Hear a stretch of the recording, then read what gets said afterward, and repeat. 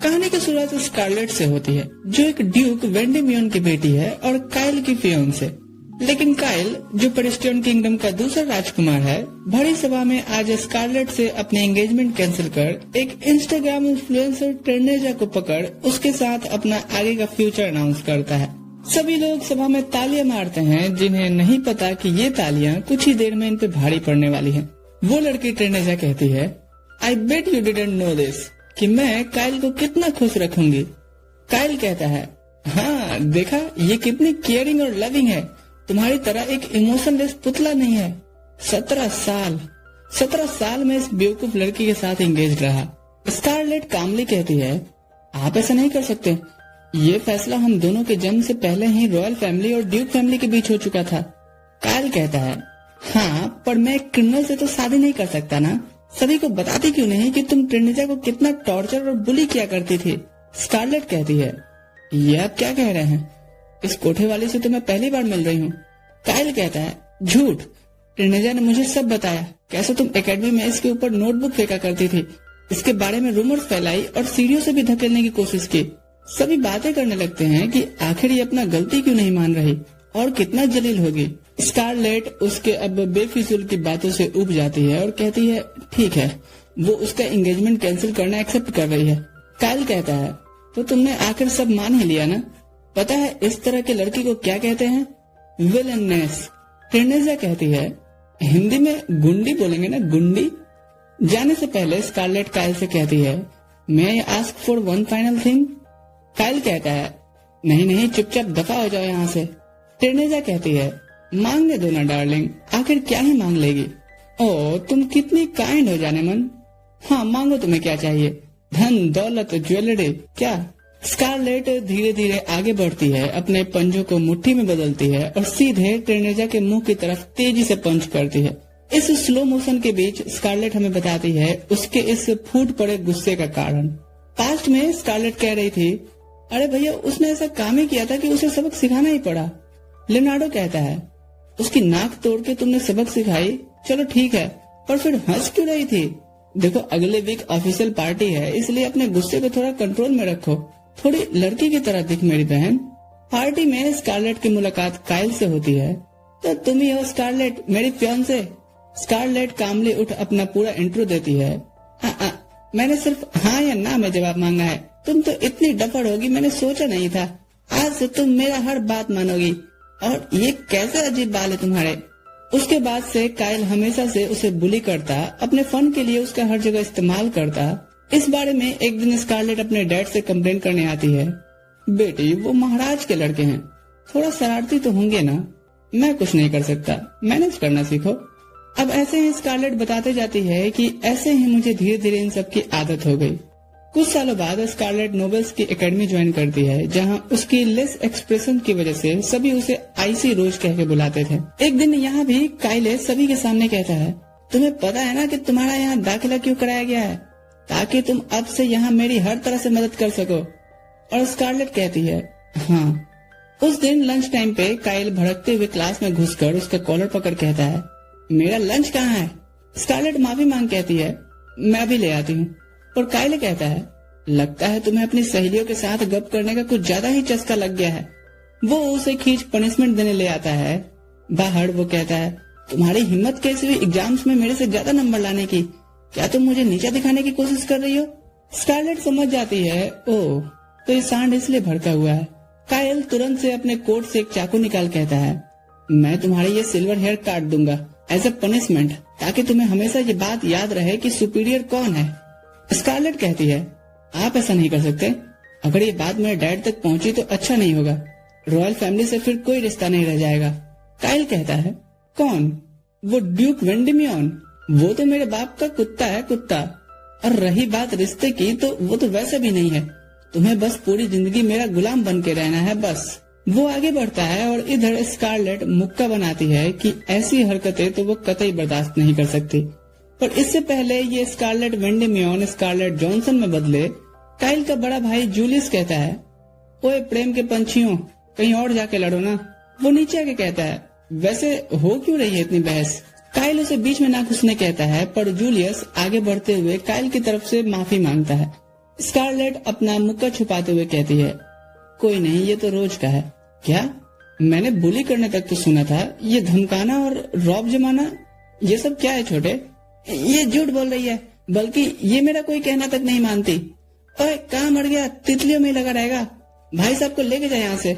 उसका असिस्टेंट माफी मांगता है कि मैं पहले राजकुमार को कुछ नहीं कह सकता, चाहे ये आपका ऑर्डर ही क्यों ना हो। काइल यहाँ से गुस्से से स्कारलेट की तरफ देखता है और भाग निकलता है। स्कारलेट सोचती है, ये कल अब और ज्यादा गुस्से में मुझसे मिलने आएगा। फिर भी वो जूलियस का थैंक्स कहती है। जूलियस कहता है, थैंक्स तुम्हें उससे बचाने के लिए था या उसे तुमसे बचाने के लिए? स्कारलेट समझ जाती है कि जूलियस ने उसका बनाया मुक्का देख लिया होगा। वो पूछती है, आप पेड़ पे क्या कर रहे थे? मैं अक्सर वहाँ चढ़ के बुक्स पढ़ता हूँ। यहाँ हमें पता चलता है प्रिंस जूलियस क्वीन के पहले बेटे हैं और गद्दी के उत्तराधिकारी भी। पर कुछ बेकार के नोवेल्स को जूलियस की इतनी सच्चाई और अच्छाई बर्दाश्त नहीं होती, तो वो गधे काइल को चढ़ाते बढ़ाते हैं कि वही राजा बनने लायक हैं। इससे इन दोनों के ग्रुप के बीच कहीं नहीं बनती, इवन स्कूल में भी नहीं। यहाँ जूलियस कहता है, किताबें तो बहुत पढ़ ली, लगता है अब कोई चेहरा पढ़ना बाकी है। स्कारलेट उसकी बातों से एक पल के लिए सरप्राइज होती है, पर दिन वही सेम एक्सप्रेशन ले आती है। कुछ दिनों में जब टेस्ट रिजल्ट्स आते हैं, स्कारलेट देख के हैरान होती है कि वो सेकंड आ गई है और जूलियस फर्स्ट है, वो भी ओवरऑल सारे सब्जेक्ट्स में अच्छा स्कोर करके। जब जूलियस उसके सामने आता है, वो उसे कांग्रेस करती है, पर वो उसके कानों में आकर कहता है, परफेक्ट तो मैं बचपन से ही हूँ, बस कोई ध्यान नहीं देता। स्कारलेट उसे एक चैलेंज की तरह लेती है और हर एक फील्ड में 10 गुना ज्यादा प्रैक्टिस करती है। कुछ दिनों बाद फिर से हुए टेस्ट में स्कारलेट जूलियस को पीछे छोड़ देती है। वो आके उसे कांग्रेस करता है और हेड पैट करते हुए कहता है, तुम्हारा क्लास के बाद वो एक्स्ट्रा एफर्ट करना, वाह, मेरे लिए तो वो बहुत सेटिस्फाइंग था, क्योंकि तब मेरे अलावा तुम्हें कोई और नहीं देख रहा था। स्कारलेट का एकदम से चेहरा उतर जाता है। उसके जाने के बाद उसकी फ्रेंड्स पूछती हैं, क्या वो जूलियस के साथ कोई खास रिलेशनशिप में है, क्योंकि शायद वो तुम्हें खुश करने के लिए ही जानबूझ के सेकंड आए हैं। ये रूमर फैल जाता है और स्कारलेट अब सोच लेती है कि वो जूलियस के अब किसी भी और चढ़ावे में नहीं आएगी। जूलियस उसे मॉर्निंग में ग्रीट करता है, कोई रिस्पॉन्स नहीं। लंच में कोई रिस्पॉन्स नहीं। इवनिंग में वो खुद को रोक नहीं पाती और कहती है, क्या कोइंसिडेंस है ना प्रिंस, हम आज 3 बार टकराए। जूलियस कहता है, ओह कोइंसिडेंस नहीं, बल्कि मैं तो जानबूझकर तुम्हारे सामने आ रहा हूँ। स्कारलेट का शकल देख जूलियस हंस पड़ता है, ये कहते हुए कि तुम भले ही सारे इमोशंस को अपने चेहरे के पीछे छुपा के रखने की कोशिश करो, लेकिन फिर भी वो मुझे दिख ही जाते हैं। स्कारलेट शॉक्ड होती है, क्योंकि उसने तो प्रिंस काइल के बिहेव की वजह से खुद का फेशियल एक्सप्रेशन खो ही दिया था। वो चलते हुए पूछती है, आजकल प्रिंस काइल नहीं दिख रहे हैं? जूलियस कहता है, हाँ, मुझे भी वो नमूना तुम्हारे आसपास नहीं दिख रहा। तभी स्कारलेट को रियलाइज होता है, कहीं जूलियस इसीलिए तो उसके आसपास नहीं घूम रहे हैं ताकि काइल उससे दूर रह सके। उसके चेहरे को देख जूलियस कहता है, देखा, तुम्हारे एक्सप्रेशंस बाहर आना चाहते हैं, पर तुम खुद ही इन्हें दबा के रख रही हो। तुम पे ये सिल्वर हेयर काफी अच्छे लगते हैं और मैं इसे किसी बेवकूफ की हरकतों की वजह से अलग नहीं होने दे सकता। वो बताता है कि अब तक के उसकी किताबों के अध्ययन में उसने उसके जैसा इंटरेस्टिंग और अजीब प्राणी नहीं देखा। स्कारलेट फिर से उसकी बातों में खोने लगती है, पर कहती है, एक्सक्यूज मी, हाँ मैं झूठ नहीं कह रहा, ये देखो। वो अपना वाइल्ड लाइफ ऑब्जर्वेशन नोटबुक दिखाता है, जिसमें उसने स्कारलेट को 5 स्टार अल्ट्रा रेयर स्पीसीज में रखा था। जूलियस पूछता है, क्या वो उसके भाई की जगह उसके साथ इंगेज होना चाहती है? और स्कारलेट बड़े ही कोल्ड अंदाज में कहती है, नहीं। सीन प्रेजेंट में आता है और स्कारलेट टेरेसा को थैंक्स कहते हुए रख के देती है कि आज उसके वजह से ही उसके गुस्से का बांध टूट चुका है। काइल उसका ये साइड देख के हैरान होता है, तो स्कारलेट कहती है, तेरे पास भी आती हूँ राजा, रुक तो। उससे पहले जरा इन बारातियों से तो निपट लूं जो इतने दिनों से बस तमाशे की तरह सब कुछ देखते आए हैं। Bring the action.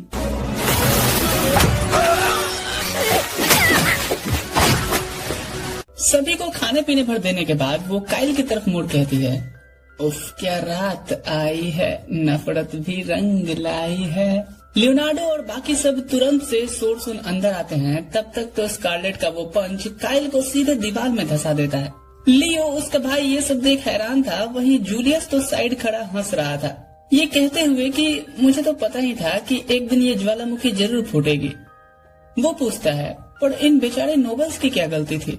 स्कारलेट कहती है, इनकी गलती ये थी कि ये गलत होते देख हंस रहे थे। मेरा दिमाग खराब हुआ और मैंने इनके दांत तोड़ दिए। जूलियस तो चिल रहता है, वहीं लियो पैनिक करता है कि वो ये सिचुएशन मॉम डैड से कैसे एक्सप्लेन करेगा। जूलियस कहता है, इनको पीटने का वो नजारा तो कमाल का होगा ना, काश मैं भी यहाँ होता देखने के लिए। लियो कहता है, आपको मजाक लग रहा है, इसके बाद हमारे फैमिली रेपुटेशन का क्या होगा। जूलियस कहता है, चिंता मत करो, इसके लिए स्कारलेट पर कोई केस फाइल नहीं होगा, क्योंकि ये सभी नॉवेल्स इसी लायक थे। जूलियस आगे एक्सप्लेन करता है, उससे पहले ही स्कारलेट को उसकी आवाज धीरे होने लगती है और वो वहीं बेहोश होकर गिर जाती है। 3 दिन बाद उसे चर्च की बेल सुनाई देती है और उसे अब तक इतना ध्यान था कि टू मच क्रोनोवो पावर यूज करने की वजह से वो बेहोश हो गई थी। आंखें खोलते ही वो देखती है कि एक लड़का मेड आउटफिट में उस पे चाकू से वार करने वाला होता है, पर इससे पहले उसे स्कारलेट का मुक्का पड़ता है और वो सीधे दीवार में धंस जाता है। शोर सुन लियोनार्डो कहता है, ओहो, 3 दिन के बाद तो तुम्हें होश आया है और उठ के तुम्हें सबसे पहले यही करना था। मुझे तो डर लग रहा था क्योंकि हर डॉक्टर यही बोल रहा है कि तुम्हें कुछ नहीं हुआ है। स्कारलेट उसे चिंता में डालने के लिए माफी मांगती है, तभी जूलियस कहता है, हाँ क्रांतिकारी, आओ चाय पे बैठ के बात करते हैं। वो बताता है कि कायल से तुम्हारी एंगेजमेंट कैंसिल हो गई है और उसकी हरकतों के लिए उसे जायदाद से बेदखल भी कर दिया गया है। साथ ही उस ऑर्गेनाइजेशन का पर्दाफाश भी हुआ है जो नोबल के भेष में कायल को चढ़ा बढ़ा के गद्दी का लालच दे रहे थे, ताकि बाद में वो पूरी तरह से किंगडम पर कब्जा कर सके।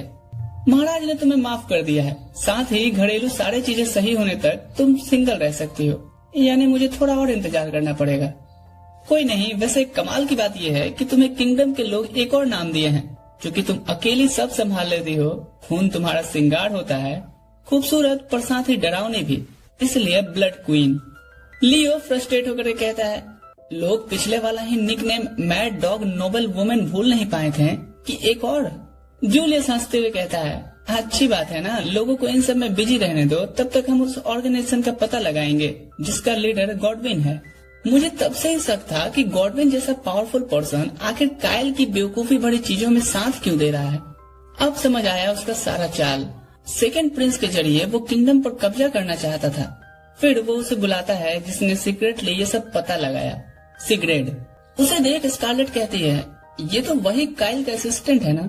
सिगरेट तुरंत से माफी मांगता है अपने पुराने बिहेवियर के लिए, पर स्कारलेट याद करती है कि ये कभी भी उसे बुली तो नहीं किया था। वो कहती है, मुझे पता नहीं था कि सैनिक इतनी अच्छी एक्टिंग भी कर लेते हैं। सिगरेट फिर भी खुद को अपने बिहेवियर के लिए गिल्टी मानता है और सजा देने बोलता है। स्कारलेट उंगलियां बजाते हुए उठ कहती है, ये हुई ना बात। वो पंच लॉन्च करती है। सिगरेट बिल्कुल सीधा खड़ा रहता है, लेकिन वो पंच उसके मुंह के साइड में फिनिश करती है। फिर उसके गालों को टच कर कहती है, वो भूली नहीं है कि कैसे वो किसी न किसी बहाने से उसे एक्सट्रीमली ह्यूमिलिएट और एम्बेरस्ड होने से बचाया करता था। सो जाओ, माफ किया। मीटिंग फिनिश करने के बाद स्कारलेट याद करती है कि उस पे जो सुबह अटैक हुआ था वो हो सकता है गॉडविन ने करवाया हो। वो उस कैदी से मिलने उसके कोठरी में आती है जहाँ वो फॉक्स बन के उस पे अटैक करने बढ़ता है, पर वो उसे साइड करते हुए कहती है, मुझे पता है तुम बीस्ट नना का हो। तुरंत से वो बीस्ट अपने बॉय फॉर्म में आता है और नाइफ उठा कहता है, मुझे तुम्हें मारना ही पड़ेगा। स्कारलेट का ध्यान उसके चेस्ट के निशान पर जाता है, जिसका मतलब ये था कि कोई उसे अपना गुलाम बना के काम असाइन करने को दिया है। अगर मैं तुम्हें इस चीज से फ्री कर दूं तो तुम्हें उसके बारे में हर वो डिटेल्स बतानी होगी जिसने तुम्हें यहाँ भेजा है। ननाका कहता है, हाँ, अगर ऐसा वो कर पाई तो उसकी वो हर बात मानेगा। ये हुई ना बात। स्कारलेट तुरंत से उसे लेटा के उसके चेस्ट पे रिवर्स मैजिक करने लगती है, ये कहते हुए कि हर इंसान के ऊपर एक गॉड की कृपा होती है, लेकिन किस गॉड की कृपा खुद पे है ये बहुत कम इंसान पता लगा पाते हैं, और जो मेरे जैसे कुछ पता लगा लेते हैं वो उनकी और ज्यादा आराधना करके उनसे और भी ज्यादा ब्लेसिंग्स ले सकते हैं।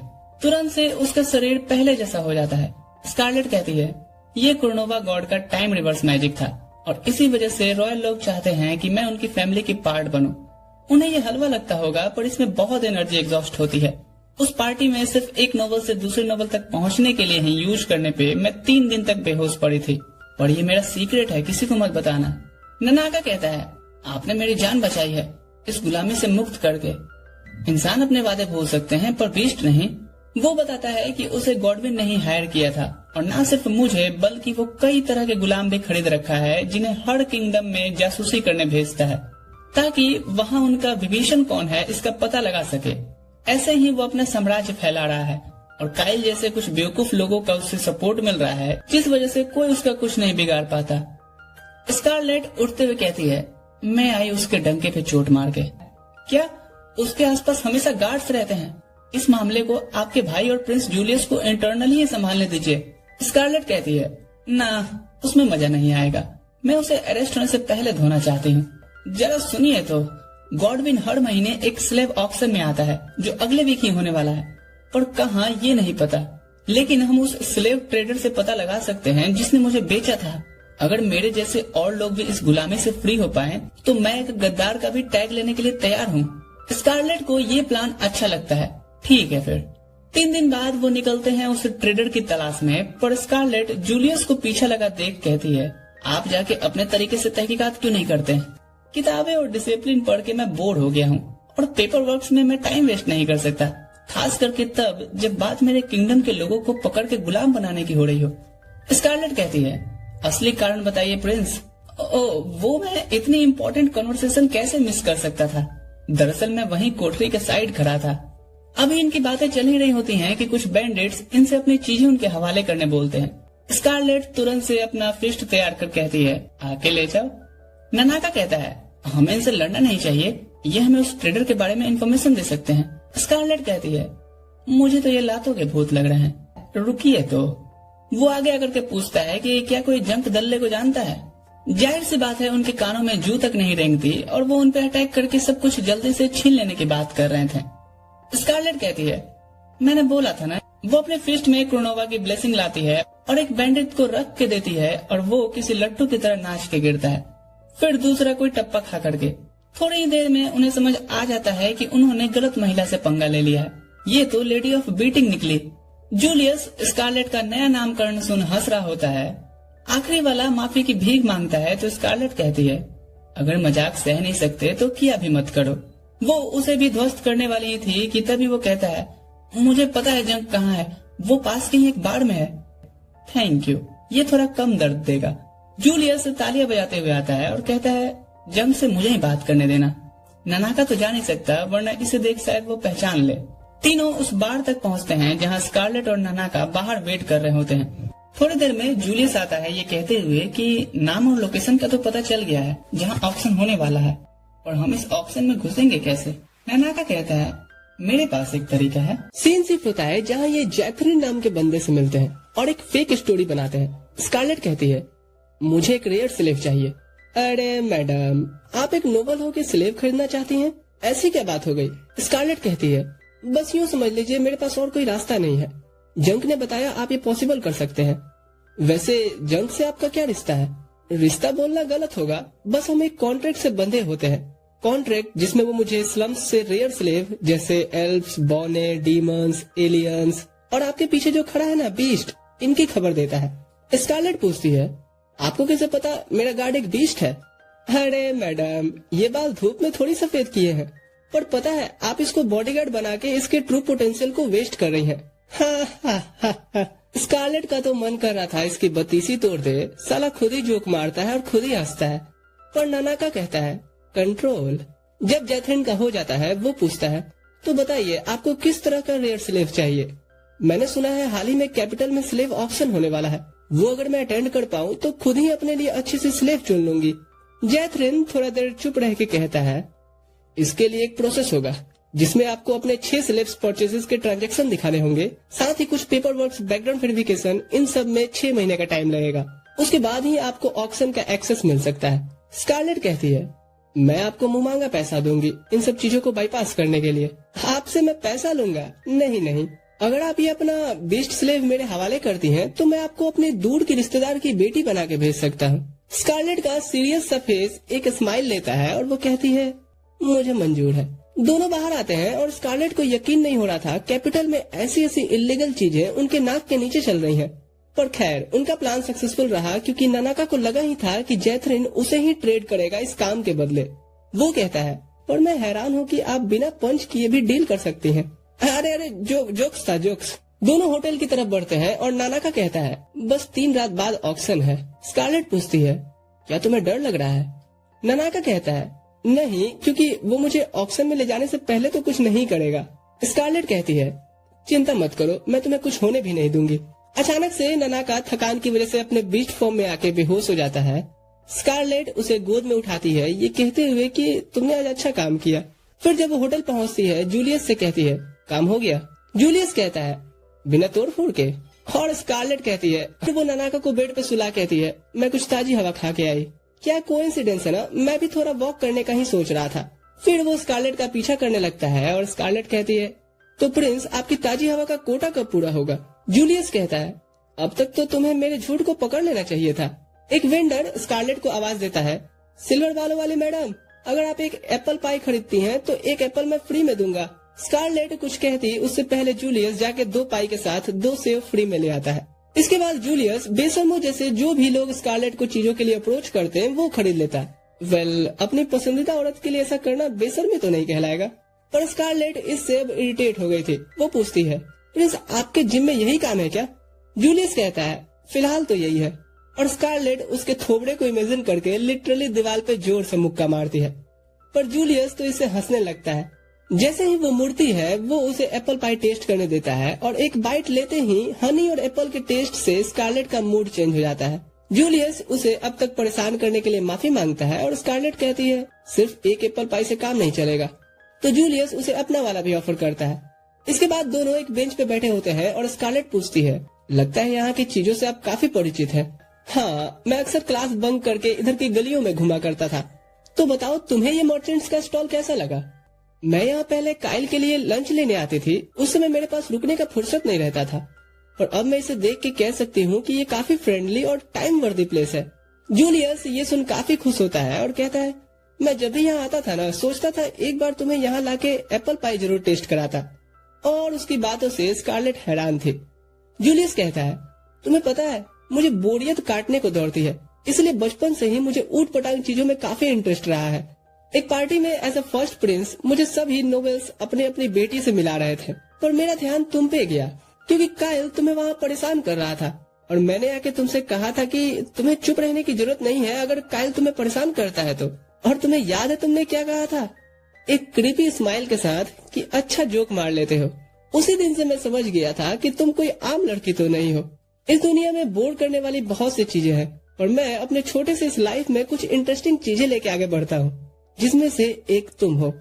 वो उसके गालों पे किस करता है ये कहते हुए कि मुझे नहीं पता कि ये सो कॉल्ड रोमांटिक लव है या नहीं, पर इतना कह सकता हूँ कि मुझे तुम पसंद हो। इस दुनिया में सबसे ज्यादा अगर कोई चीज मुझे पसंद है तो वो तुम ही हो। उस रात स्कारलेट बेड पर लेटी हुई सोच रही थी क्या ये प्रिंस का कोई नया तरीका है मुझे टीज करने का, पर वो श्योर नहीं हो पा रही थी। अगले दिन स्कारलेट अपने वादे के अनुसार ननाका को गिरवी रखने आती है। मैडम पहले प्रोडक्ट की जांच तो कर ली जाए। स्कारलेट ननाका को अपने बीस्ट फॉर्म में आने के लिए कहती है, जिसे देख के खुश होते हुए जैथरिन कहता है बहुत बढ़िया। तभी तुरंत से डोनोवन नाम का बंदा अंदर घुस स्कारलेट को देख कहता है कि वही है जिसे लेकर जाना है मास्टर। नहीं नहीं, ये हमारी कस्टमर है। माफ करना मैडम, ये भले ही स्लेव है पर थोड़ा बदतमीज है। तभी डोनोवन का ध्यान ननाका पे पड़ता है। ओह, तो ये पिल्ला है। जैथरिन उसे सही से ले जाने कहता है, पर डोनोवन कहता है चिंता मत करो मास्टर, ये इतनी आसानी से नहीं मरते। वो जबरदस्ती ननाका के कॉलर में पट्टा डाल उसे खींचने लगता है। ननाका गुस्से से नहीं जाना चाह रहा था तो वो कांटेदार हंटर निकाल उसे मारने बढ़ता है, जिसे स्कारलेट पकड़ कहती है लगता है आपका स्लेव निहायती बदतमीज है, इसे थोड़ा अनुशासन सिखाना होगा। डोनोवन कहता है तुम्हारी हिम्मत कैसे हुई मुझे रोकने की।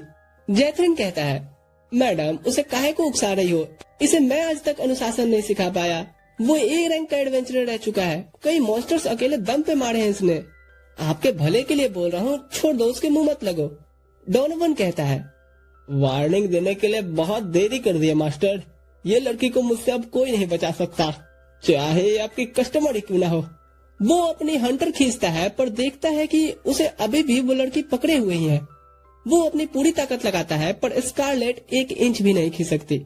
ये देख जैथरिन कहता है ये क्या कॉमेडी कर रहे हो डोनोवन। मैं कॉमेडी नहीं कर रहा मास्टर, मैं अपनी पूरी ताकत से खींच रहा हूँ।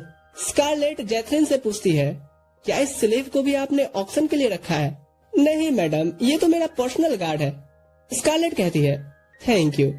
फिर हंटर को खींच डोनोवन को एक पंच देती है, जिससे वो खिड़की तोड़ता हुआ कोसों दूर जाके गिरता है। जैथरिन शॉक्ड कि अभी अभी उसने ये क्या देखा। स्कारलेट कहती है शायद अब आपका स्लेव सभी से तमीज से बिहेव करे। वो फिर ननाका को देखने आती है, उसके कॉलर को निकाल वहाँ से आ रहे घावों को हील कर उसे गोद में लेते हुए कहती है, मैं तुम्हारे लिए जल्द ही आऊंगी। इधर जैथरिन अपने विंडो को देखे जा रहा था। स्कारलेट कहती है, क्या आपको इस चीज का हर्जाना चाहिए? जैथरिन कहता है, क्या बात करते हो मैडम, मैंने तो पहले ही कहा था कि मेरा स्लेव थोड़ा बदतमीज है। अच्छा हुआ आपने उसे थोड़ा तमीज सिखा दिया है कि नहीं? और आप अपने इस छुटकू का चिंता नहीं करना, इसे कुछ नहीं होगा। आइए हम ऑक्शन डे पे कहाँ मिलेंगे उसकी बात कर लेते हैं। स्कारलेट इसके बाद नीचे आती है तो कैरेज देख के हैरान होती है, क्योंकि ये उसका भाई लियो लेके आया था। ये सब क्या चल रहा है? अंदर उसे जूलियस भी दिखता है। पैलेस ला करके लियो दोनों को डांटता है कि पता है ये कितना खतरनाक हो सकता है। जूलियस कहता है, और हमने स्लेव ऑक्शन का सारा डिटेल्स निकाल लिया है। लियो कहता है, बस आप दोनों इस किंगडम के लिए कितने इम्पोर्टेंट हो पता भी है। स्कारलेट कहती है, वही तो, ये बात प्रिंस को समझनी चाहिए ना। लियो कहता है, मैं तुम्हें भी सुना रहा हूँ। देख मेरी बहन, मैं तुझे खोना नहीं चाहता, ये मुझे मेरे तरीके से क्यों नहीं हैंडल करने देती? जूलियस पूछता है, तुम्हारी तहकीकात कहाँ तक पहुँची? लियो कहता है, गॉडविन खुद इस ऑक्शन का ऑर्गेनाइजर है। स्कारलेट कहती है, हाँ, जो बस 2 रात बाद ही है। लियो कहता है, और उसके लिए हमें रात भर जग के प्लानिंग करनी होगी, एक एक भरोसेमंद आदमी की टीम बनानी पड़ेगी। जब लियो ये सब बोले जा रहा होता है, स्कारलेट जूलियस को देख रही थी। जूलियस उसे नोटिस करता है और कहता है, क्या तुम चाहती हो मैं इसका भी मुंह बंद करूं? पर मेरे पास और एप्पल पाई नहीं है। इससे स्कारलेट गुस्से से उसे देखती है। लियो स्कारलेट से कहता है, तुम घर जा रही हो, हरगिज नहीं। जब से मेरी प्रिंस कायल से एंगेजमेंट टूटी है, मैं कई चीजों से गुजरी हूँ, इसलिए मैं अब खुद को रोक नहीं सकती। मुझे एक बार फिर से मैड डॉग नोबल वुमेन लोगों के मुंह से सुनना है। लियो कहता है, तुम्हें नहीं पता कि ये कितनी बड़ी प्रॉब्लम खड़ी कर सकता है। पर स्कारलेट बोलती जाती है, मैंने कई तरह के लोग देखे, कुछ अपने स्वार्थ के लिए लोगों को गुलाम बनाते हैं और उनसे अपने काम करवाते हैं। भूखे बच्चे गलियों में ब्रेड के लिए लड़ते हैं, वहीं बड़े नोबल्स इलीगल धंधे करके अमीर हुए जा रहे हैं। मैं बचपन से हमेशा से यही सोचती आई हूँ कि क्यों ये दुनिया ऐसे डिजाइन हुई है जहाँ साफ दिल वाले अच्छे लोगों को हमेशा सहना और स्ट्रगल ही करना पड़ता है, वहीं दुष्ट लोग आगे निकल के सफल हो जाते हैं, फिर अपनी इमेज पब्लिकली साफ भी कर लेते हैं। ये वैसी विचारधारा में जीते हैं कि ये गरीब हमारा कुछ नहीं बिगाड़ सकते और न ही हमें कोई कानून रोक सकता है। गॉडविन और उसके साथी भी इसी मानसिकता का शिकार है। फिर वो उठ कहती है, और तुम यकीन मानो भाई, ऐसे लालची और दुष्ट लोगों को पीटने का एक अलग ही सुख होता है। जूलियस उसकी इस बात पे खूब हंसता है, वहीं लियो तो सदमे में था। स्कारलेट बैठ कहती है, ऐसे अपर क्लास नोवेल्स को धोने का हक सिर्फ एक अपर क्लास लड़की को ही है, जैसे कि मैं। जूलियस कहता है, पॉइंट तो है। क्या पॉइंट है? पॉइंट है, आप लोगों को क्या लगता है इसमें सिर्फ हाई रैंक के नोवेल्स ही शामिल हैं? गॉडविन के वैंकिस एम्पायर से कनेक्ट होने की भी खबर मिली है।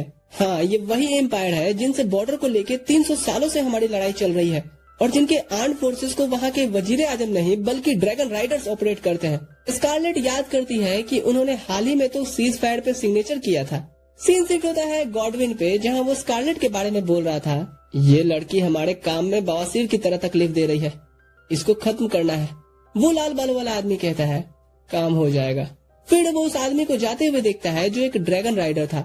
तभी कमरे में एक लड़की आती है। I bet you didn't know this, कि ये चीज कितनी कमाल की है।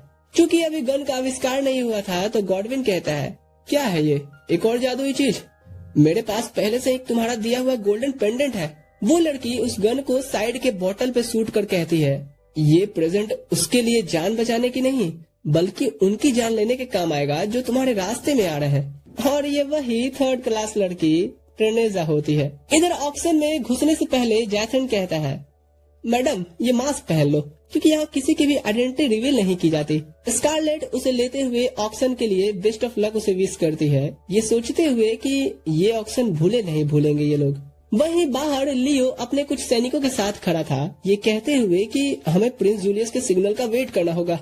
वहीं स्कारलेट याद करती है जूलियस की बातों को कि कैसे अंदर कोई भी हथियार ले जाना अलाउड नहीं है और सिर्फ मैजिक के सहारे गॉडविन को पकड़ना आसान नहीं होगा। इसीलिए एक दिन पहले की मीटिंग में ये स्कारलेट को अलाउ कर देते हैं, क्योंकि उसकी तो हाथ ही हथियार है। लियो से कहता है, और तुम कोई भी बिना बात का लड़ाई शुरू नहीं करोगी। स्कारलेट एक स्माइल के साथ लियो का थैंक्स कहती है उसे अलाउ करने देने के लिए। पर प्रेजेंट में तो लियो के पेट में टेंशन हो रही होती है कि उसकी बहन अपने वर्ड्स पे उतरेगी भी या नहीं। वहीं इधर ऑक्शन में लोग बात कर रहे होते हैं कि उन्हें कैसा स्लेव चाहिए, मुझे ऐसा चाहिए तो मुझे ऐसा चाहिए। पर सबकी नजर एक बीस्ट स्किन जो कि लाया गया इस बार उस पे होने वाली थी। तभी लाइट ऑफ हो जाती है और इवेंट शुरू होने का अनाउंसमेंट होता है। स्कारलेट यहाँ एक आदमी से टकरा जाती है और वो उससे माफी मांगता है। उसके जाने के बाद स्कारलेट सोचती है, ये आवाज मैंने कहीं तो सुनी है। जरा ध्यान दीजिए, ऑक्शन शुरू हो गया है और पहला आइटम है एक पंख वाली चिड़ी औरत। ट्रेड ऊपर जाता है और 100 गोल्ड कॉइन में इसे सेल कर दिया जाता है। स्कारलेट धीरे धीरे गॉडविन को तलाश रही थी इन सब चीजों का गुस्सा पीते हुए। तभी जूलियस उसके पास आ कहता है, ओह तो तुम यहाँ हो। स्कारलेट कहती है, आपका काम तो गेट पे रुक के कमांड देना था ना। हाँ, पर मैं तुम्हें देखने आ गया कि कैसा चल रहा है। गॉडविन दिखा? स्कारलेट कहती है, नहीं, पर मुझे अंदाजा है कि वो किस तरफ होगा। जूलियस कहता है, बाहर लियो और नाइट्स मेरे सिग्नल का इंतजार कर रहे हैं। अगर तुम जल्दी नहीं की तो तुम्हें गॉडविन को पंचिंग बैग की तरह इस्तेमाल करने का मौका छूट जाएगा। स्कारलेट उससे एक फेवर मांगती है कि तब तक अपने सिग्नल को ना देने का जब तक गॉडविन उसके हाथ नहीं लगता। जूलियस कहता है, गॉडविन तो अब ऐसे या वैसे जैसे भी पकड़ा जाएगा, पर मुझे सिग्नल डिले करने के बदले क्या मिलेगा। स्कारलेट कहती है, मैं आजीवन पेरिस्टियन किंगडम और उसके क्राउन की सेवा में रहूंगी। जूलियस कहता है, नहीं, मैं चाहता हूँ तुम आजीवन मेरी सेवा में रहो। कंफ्यूज्ड स्कारलेट कहती है, एक ही तो बात है, आप ही तो नेक्स्ट क्राउन बनेंगे। जूलियस उसके होठों को स्वाइप कर कहता है, तब तक मुझसे इंतजार नहीं होगा, तो अभी ये कसम खाओ कि तुम आजीवन अपनी लॉयल्टी मुझे समर्पित करोगी। स्कारलेट कहती है, हाँ मैं कसम खाती हूँ। क्या मुझे भरोसा करना चाहिए? स्कारलेट कहती है, देखा जाए तो आपने मुझे मजबूर किया है। जूलियस कहता है, हमें फिर भी जल्दी करना चाहिए। और स्कारलेट कहती है, चिंता मत कीजिए, मेरे भी फिस्ट से अब ज्यादा इंतजार नहीं हो रहा, वो जरूर सेकंड फ्लोर पे होगा। इधर हम देखते हैं एक एल्फ बच्ची रोने लगती है जब उसकी माँ को ऑक्शन के लिए ले जाया जा रहा था। ननाका उसे रोक कहता है, तुम्हारा उनसे लड़ने का कोई फायदा नहीं है, आके बैठ जाओ। यहाँ वो एक औरत को प्रे करते सुनती है तो एक आदमी कहता है, अगर ऊपर वाले की हम पे कृपा होती तो हम यहाँ होते क्या। ये सुन वो बच्ची और भी रोने लगती है तो ननाका उसे यकीन दिलाता है कि उसे या किसी को भी कुछ नहीं होगा, क्योंकि कोई है जिसपे उसे ऊपर वाले से भी ज्यादा भरोसा है। इधर स्कारलेट कुछ गार्ड्स को बेहोश कर आगे बढ़ती है। जूलियस उसके मैजिक की तारीफ करता है तो स्कारलेट कहती है, इसका कोई सेंस नहीं है, क्योंकि मैजिक के मामले में आप मुझसे कहीं ज्यादा आगे हैं। जूलियस कहता है, तुम अब भी उस एकेडमी वाली चीज को लेके मुझसे जेलस हो। तभी उनके सामने कुछ और लोग दिखते हैं और स्कारलेट समझ जाती है कि इसी डोर के पीछे गॉडविन होगा। वो अपना ग्लव्स उतारती है और इधर सेम टाइम पे होस्ट इंटरवल अनाउंस करता है और म्यूजिक प्ले कर देता है। सेम टाइम पे म्यूजिक के बीट पे स्कारलेट इधर इनका बाजा बजा रही होती है। क्लासिकल म्यूजिक नीचे चल रहा होता है और ब्रूटल डांस ऊपर।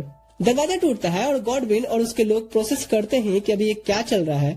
उससे पहले स्कारलेट अपना मास्क हटा कहती है, गॉडविन ढोलकी के, तुझे बजाने के लिए तो मैं कब से तरस रही थी। उसका बेटा कहता है, माना मेरे डैड ढोल जैसे दिखते हैं लेकिन कोई इन्हें बजा नहीं सकता। ये कहते हुए वो अपनी लाइटनिंग स्पेल कास्ट करता है, पर जूलियस उसे अपने रिंग की मदद से कैंसिल कर दिया था। गॉडविन ये देख कहता है, क्या रॉयल रिंग तुम्हारे पास? ये तो सिर्फ किंगडम के किंग और फर्स्ट प्रिंस के पास होनी चाहिए। जूलियस कहता है, हाँ मैं फर्स्ट प्रिंस जूलियस ही हूँ। सभी हंसते हुए कहते हैं, अच्छा जोक मारते हो, एनिमे एक्सप्लेनेशन क्यों नहीं शुरू करते। गॉडविन अपने स्लेव को बुलाता है और स्कारलेट के साथ इस गोल्डन हेयर वाले बहरूपिये जिसने रॉयल रिंग चुराई है, दोनों को खत्म करने बोलता है। स्कारलेट उसके स्लेव को देख पहचान लेती है कि ये तो डोनोवन ही है जो बीस्ट फॉर्म में लौटा है। पर जैसे ही वो जूलियस और स्कारलेट पर अटैक करता, सिगरेट एंट्री मारता है उसका एक हाथ काटते हुए। आप दोनों ठीक तो है ना? उसकी आवाज सुन स्कारलेट समझ जाती है तो वो सिगरेट ही था जिससे वो अंधेरे में टकराई थी। गॉडविन अब फ्रस्ट्रेट हो सभी को खत्म करने को कहता है। सिगरेट कहता है, आप दोनों मेरे पीछे ही रहिएगा। पर स्कारलेट उसे कॉलर से पकड़ खींच कहती है, इतनी ओवर एक्टिंग क्यों कर रहा है? तू मेन कैरेक्टर है क्या? ये सारे नॉवेल्स मेरे पंचिंग बैग है, एक को भी तू हाथ नहीं लगाएगा। जाके उस डोनोवन से निपट, इनको मैं अच्छे से धोती हूँ। आपका हुक्म सर आंखों पे। स्कारलेट फिर नोवेल्स के साथ गोल गोल रानी खेलना शुरू करती है। सभी ये देख के हैरान थे कि ये हंस क्यों रही है। एक एक करके स्कारलेट सभी को पकड़ घुमा घुमा के फेंक रही थी। थोड़ी देर बाद लियो अंदर आकर कहता है, वो सिग्नल नहीं दिया तुम में से किसी ने? स्कारलेट कहती है, ओह उसकी जरूरत ही नहीं पड़ी भाई। लियो पैनिक कर कहता है, तुमने यहाँ पे मास मर्डर कर दिया। स्कारलेट कहती है, इतना चाप क्यों ले रहे हो, कोई मरा नहीं है, बस सब टूट फूट जरूर गए हैं। फिर वो देखते हैं कि सिगरेट अभी तक डोनोवन से लड़ रहा होता है। जूलियस कहता है, हंगामे से सारे नोवेल्स भाग न जाएं, हमें सैनिकों को सिग्नल भेज देना चाहिए। अभी नहीं, अभी मैंने गॉडविन का मुंह नहीं तोड़ा है। जूलियस कहता है, कोई नहीं, हम गॉडविन को तुम्हारे हवाले कर देंगे। स्कारलेट कहती है, हमारे बीच ऐसी डील तो नहीं हुई थी। लियो कंफ्यूज्ड कि अब कौन सी डील की बात हो रही है। जूलियस कहता है, हमारे बीच एक वादा हुआ है कि अगर मैं गॉडविन को इसे धोने दूं तो यह आजीवन खुद को मुझे समर्पित करेगी। ये सुन लियो कहता है, इतनी खुशी तो मुझे आज तक नहीं हुई। फाइनली तुमने अपना मन बना ही लिया। मुझे मॉम डैड को बताना ही होगा। स्कारलेट कहती है, आपके रिएक्शन कुछ समझ नहीं आ रहे, पर आपको खुश देख कर मुझे अच्छा लग रहा है। जूलियस इन्हें देख सोच रहा था, दोनों के दोनों कितने नमूने हैं। एक ओवर इमोशंस में खो जाता है और एक को इमोशन शो करना ही नहीं आता। वो नाइट्स को सिग्नल भेजता है और इधर लियो अपने एबिलिटी से गॉडविन को ढूंढता है, जो अपने बेटे के साथ रूफ टॉप पे भाग रहा था। उसे रूफ टॉप पे एक ड्रैगन वेट करते भी दिखता है। तीनों तेजी से भागते हैं और जूलियस कहता है, तो ये जरूर वेंकिस एम्पायर भागने की तैयारी में है, उन्हें यहीं पकड़ना पड़ेगा। पर ये बेसमेंट में थे और रूफ 5th फ्लोर पे था। ये कितना भी तेज भागे उन्हें पकड़ नहीं सकते। तभी लियो स्कारलेट को अपने हिल्स उतारते देखता है। स्कारलेट कहती है, भाई आप ननाका और बाकी सिलेब्स को फ्री कराओ, इन्हें मैं देखती हूँ। वो क्रोनोवा ब्लेसिंग्स यूज करके एक्सक्लेरेट करती है और डिंग डिंग डिंग करके रूफ टॉप पे आ जाती है। इधर गॉडविन का बेटा ड्रैगन राइडर से कहता है, बदतमीज, ऊपर क्या बैठा है, नीचे आओ, हमारी मदद कर। वो ड्रैगन राइडर उन्हें धरती का बोझ कहता है और अपने ड्रैगन रेक्स से उन्हें उड़ा देने बोलता है। पर स्कारलेट आकर के उसका पूंछ पकड़ कहती है, तुमने इसे मारने के लिए अगर सुपारी ली है तो मैंने पूरा पान खाया है। वो ड्रैगन राइडर कहते उतरता है, स्कारलेट एल वेंडेमियन, तुमने रेक्स के पंच को एक हाथ से रोक लिया, तुम तो कमाल की हो। मैं तुम्हारे प्यार में गिर गया, मुझसे शादी कर लो। ये सुन गॉडविन और उसके ड्रैगन की शक्ल देखने लायक थी। स्कारलेट उसे एक झापड़ देते हुए कहती है, you deserve better than me. Rex अपने मालिक का बदला लेने आता है, पर उसे भी स्कारलेट मुंह से पकड़ फ्लोर पे पटक देती है। इधर रेड हेयर कहता है, वाह, तुमने तो रेक्स को कितनी आसानी से पटक दिया। मैं तो तुम्हारी तरफ और अट्रैक्ट हो रहा हूँ, मुझसे शादी कर लो। स्कारलेट उसे फिर से एक रख के देती है, पर वो फिर से उठ कहता है, तुम्हारी आंखें तो मैंने अभी देखी, ये किसी ज्वेलरी बॉक्स की तरह चमक रही हैं। इससे पहले वो फिर बोलता कि मुझसे शादी कर लो, स्कारलेट उसे लात मारते हुए कहती है, बस बहुत हुआ। वो रेड हेयर कहता है, मैं ऐसी लड़की से कभी नहीं मिला जो ऐसे किक्स मारती है, मेरे साथ वेंकिस एम्पायर चलो। स्कारलेट कहती है, तुम श्योर हो कि यहाँ मुझे ले जाने आए थे, ना कि गॉडविन को मारने। गॉडविन कहता है, हे, ये क्या सुन रहा हूँ मैं। वो रेड हेयर कहता है, सही सुन रहा है बुड्ढे। स्कारलेट बताती है, ये वेंकिस एम्पायर का फर्स्ट प्रिंस एल्फेम है। एल्फेम कहता है, हाँ, मैं तुझे और तेरे बेटे दोनों को खत्म करने आया था। गॉडविन कहता है, तू मुझे धोखा नहीं दे सकता, मैंने तुझे इस देश के सारे इन्फॉर्मेशन दिए और तूने मुझे वेंकिस एम्पायर में मंत्री बनाने को बोला था। तुझे लगता है जो इंसान एक पूरे किंगडम को बेच सकता है उसको मैं मंत्री बनाने की गलती करूंगा? तेरे जैसे गद्दार सिर्फ मरना डिजर्व करते हैं। वो उस पे अपनी भाला फेंकता है, जिसे स्कारलेट अपने किक से तोड़ कहती है, ये मेरा शिकार है। एल्फेम उसका पैर पकड़ कहता है, नाइस लेग्स। स्कारलेट कहती है, इस तरह किसी लेडी के पैर पकड़ना जेंटलमैन वाली लक्षण नहीं है। एल्फेम कहता है, हाय, ये स्माइल तो मेरी जान ले रही है, तो मैं हाँ समझूं? स्कारलेट कहती है, लगता है तुम पे मेरी किक्स और पंचेस असर नहीं किए। हाँ, सही कहा। दरअसल मुझे गॉड ऑफ स्टील की ब्लेसिंग है, जिससे कोई भी तुम्हारा फिजिकल अटैक मुझ पे काम नहीं करेगा, तो हार मान लो। मेरे पास एक तरीका है। वो उसके गर्दन को पकड़ झुकाती है और अपने ठेवने से उसके चेहरे पे मारती है। एल्फेम कहता है, ये तो काफी पुराना और हाई डैमेज डील करने का तरीका है। स्कारलेट उसे मारते जाती है और उसका थैंक्स भी कहती है कॉम्प्लीमेंट देने के लिए। जब वो एल्फेम को छोड़ती है, उसे चक्कर आने लगते हैं और वो गिर पड़ता है। फिर भी वो कहता है, ये किंगडम कमजोर और लाचार लोगों के लिए है, इसीलिए उसे उसके साथ वेंकिस एम्पायर चलना चाहिए। उसके बकबक से अब परेशान हो स्कारलेट उसे कॉलर से पकड़ अपने हाथों में क्रोनोवा की ब्लेसिंग्स लाती है और उसे अपने किंगडम वापस भेजने के लिए लॉन्च कर कहती है, हैप्पी दिवाली। एल्फेम जाते हुए कहता है, सेम टू यू, पर मैं हार नहीं माना हूँ। इधर स्कारलेट अब गॉडविन की तरफ मुड़ती है, जो पैंट पहले से ही गीला कर चुका था। वो तुरंत से माफी मांगने लगता है, उसे मारने की सुपारी देने के लिए और टेरेसा को भेज उसका काइल से एंगेजमेंट कैंसिल करवाने के लिए भी। ये दूसरा वाला भी तुमने किया था, मुझे तो पता ही नहीं। तुमने बता के बड़ी गलती कर दी। नहीं, ये सब उसका ही प्लान था। और उस टेरेसा के बारे में मैं एक और बात जानता हूँ, अगर आप मुझे जाने दो तो मैं बताऊँ। वो इस दुनिया से नहीं है, उसे रिइनकार्नेट किया है गॉडेस ने। स्कारलेट के लिए इस पे विश्वास करना मुश्किल था, पर वो फिर भी एक पल के लिए सुनने का डिसाइड करती है। गॉडविन कहता है, हाँ मैं सच कह रहा हूँ। यानी कोई गॉडेस है जो ट्रिनेजा को दूसरी दुनिया से समन की है। कुछ भी, ये सब बहानेबाजी छोड़ो और मुझे अपने हाथ की खुजली मिटाने दो। नहीं नहीं सुनिए तो। अच्छा एक डील करते हैं, आपको जो चाहिए वो मैं दूंगा। ऐसा है क्या?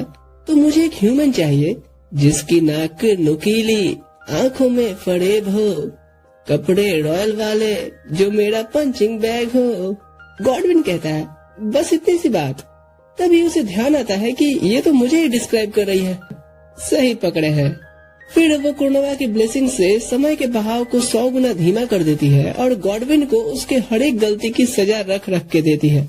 फिर जब टाइम नॉर्मल होता है, गॉडविन को वो सारे पंचेस एक साथ फील होते हैं, पर स्कारलेट इतनी ज्यादा कुर्नोवा पावर यूज करने से अपना बैलेंस खोने लगती है। उसके सिल्वर हेयर डार्क होने लगे थे और हाथों से उसकी ब्लीडिंग भी हो रही थी। एंड मौके पे जूलियस आके उसे पकड़ लेता है और उसकी चोटों को हील करता है। थोड़ी देर में ली और बाकी सब भी पहुंच पूछते हैं कि क्या वो ठीक है और गॉडविन कहाँ गया। हाँ मैं ठीक हूँ और गॉडविन को अभी मैंने दीवार में धंसा दिया है। अचानक से गॉडविन ट्रिनेजा की दी पिस्टल निकाल कहता है, तू तो गई लेडी माइक टाइसन। पर जूलियस बीच में आ जाता है और वो बुलेट उसे लग जाती है। स्कारलेट ये देख गुस्से से उसे एक रख के देती है, पर गॉडविन कहता है, तुम्हारे पंचेस का मुझ पे कोई असर नहीं होगा। तभी स्कारलेट का ध्यान उसके पेंडेंट पे जाता है, जिसे वो निकाल कहती है, अब तो होगा ना। फिर वो उसके थोबड़े को बिगाड़ कहती है, जूलियस को मार के तुमने अपनी मौत पक्की कर ली है। फिर वो उसे जोर से एक किक मार कहती है, ऊपर जाके उनसे माफी जरूर मांगना। तभी पीछे से खांसते हुए जूलियस कहता है, अभी हम जिंदा हैं, लियो की हीलिंग ने मुझे बचा लिया। थोड़ी देर में सारे स्लेव्स को फ्री कर दिया जाता है और नोवेल्स को अरेस्ट कर लिया गया था। हम गॉडविन को देखते हैं जिसकी सांसें चल रही थी और उसे भी जेल ले जाया जा रहा था। स्कारलेट कैरेज में लेटी आराम कर रही होती है, ये सोचते हुए कि चलो मैंने गॉडविन की मन भर धुलाई तो की। इधर वेंकिस एम्पायर में एल्फेम को उसका एक दोस्त मिलता है जो उसे सहारा देके अपने ड्रैगन पे बिठा महल की ओर ले जाता है। वो पूछता है, क्या तुम्हें वो खिलौना मिला जिसके साथ तुम खेलना चाहते थे? एल्फेम स्कारलेट को सोच कहता है, हाँ, और वो उम्मीद से भी ज्यादा मजेदार था। मैं उससे फिर से मिलना चाहता हूँ। इधर पैलेस्टाइन किंगडम में स्कारलेट हर न्यूज़पेपर की हेडलाइन बन गई थी स्लेव ऑक्शन को रोकने की वजह से।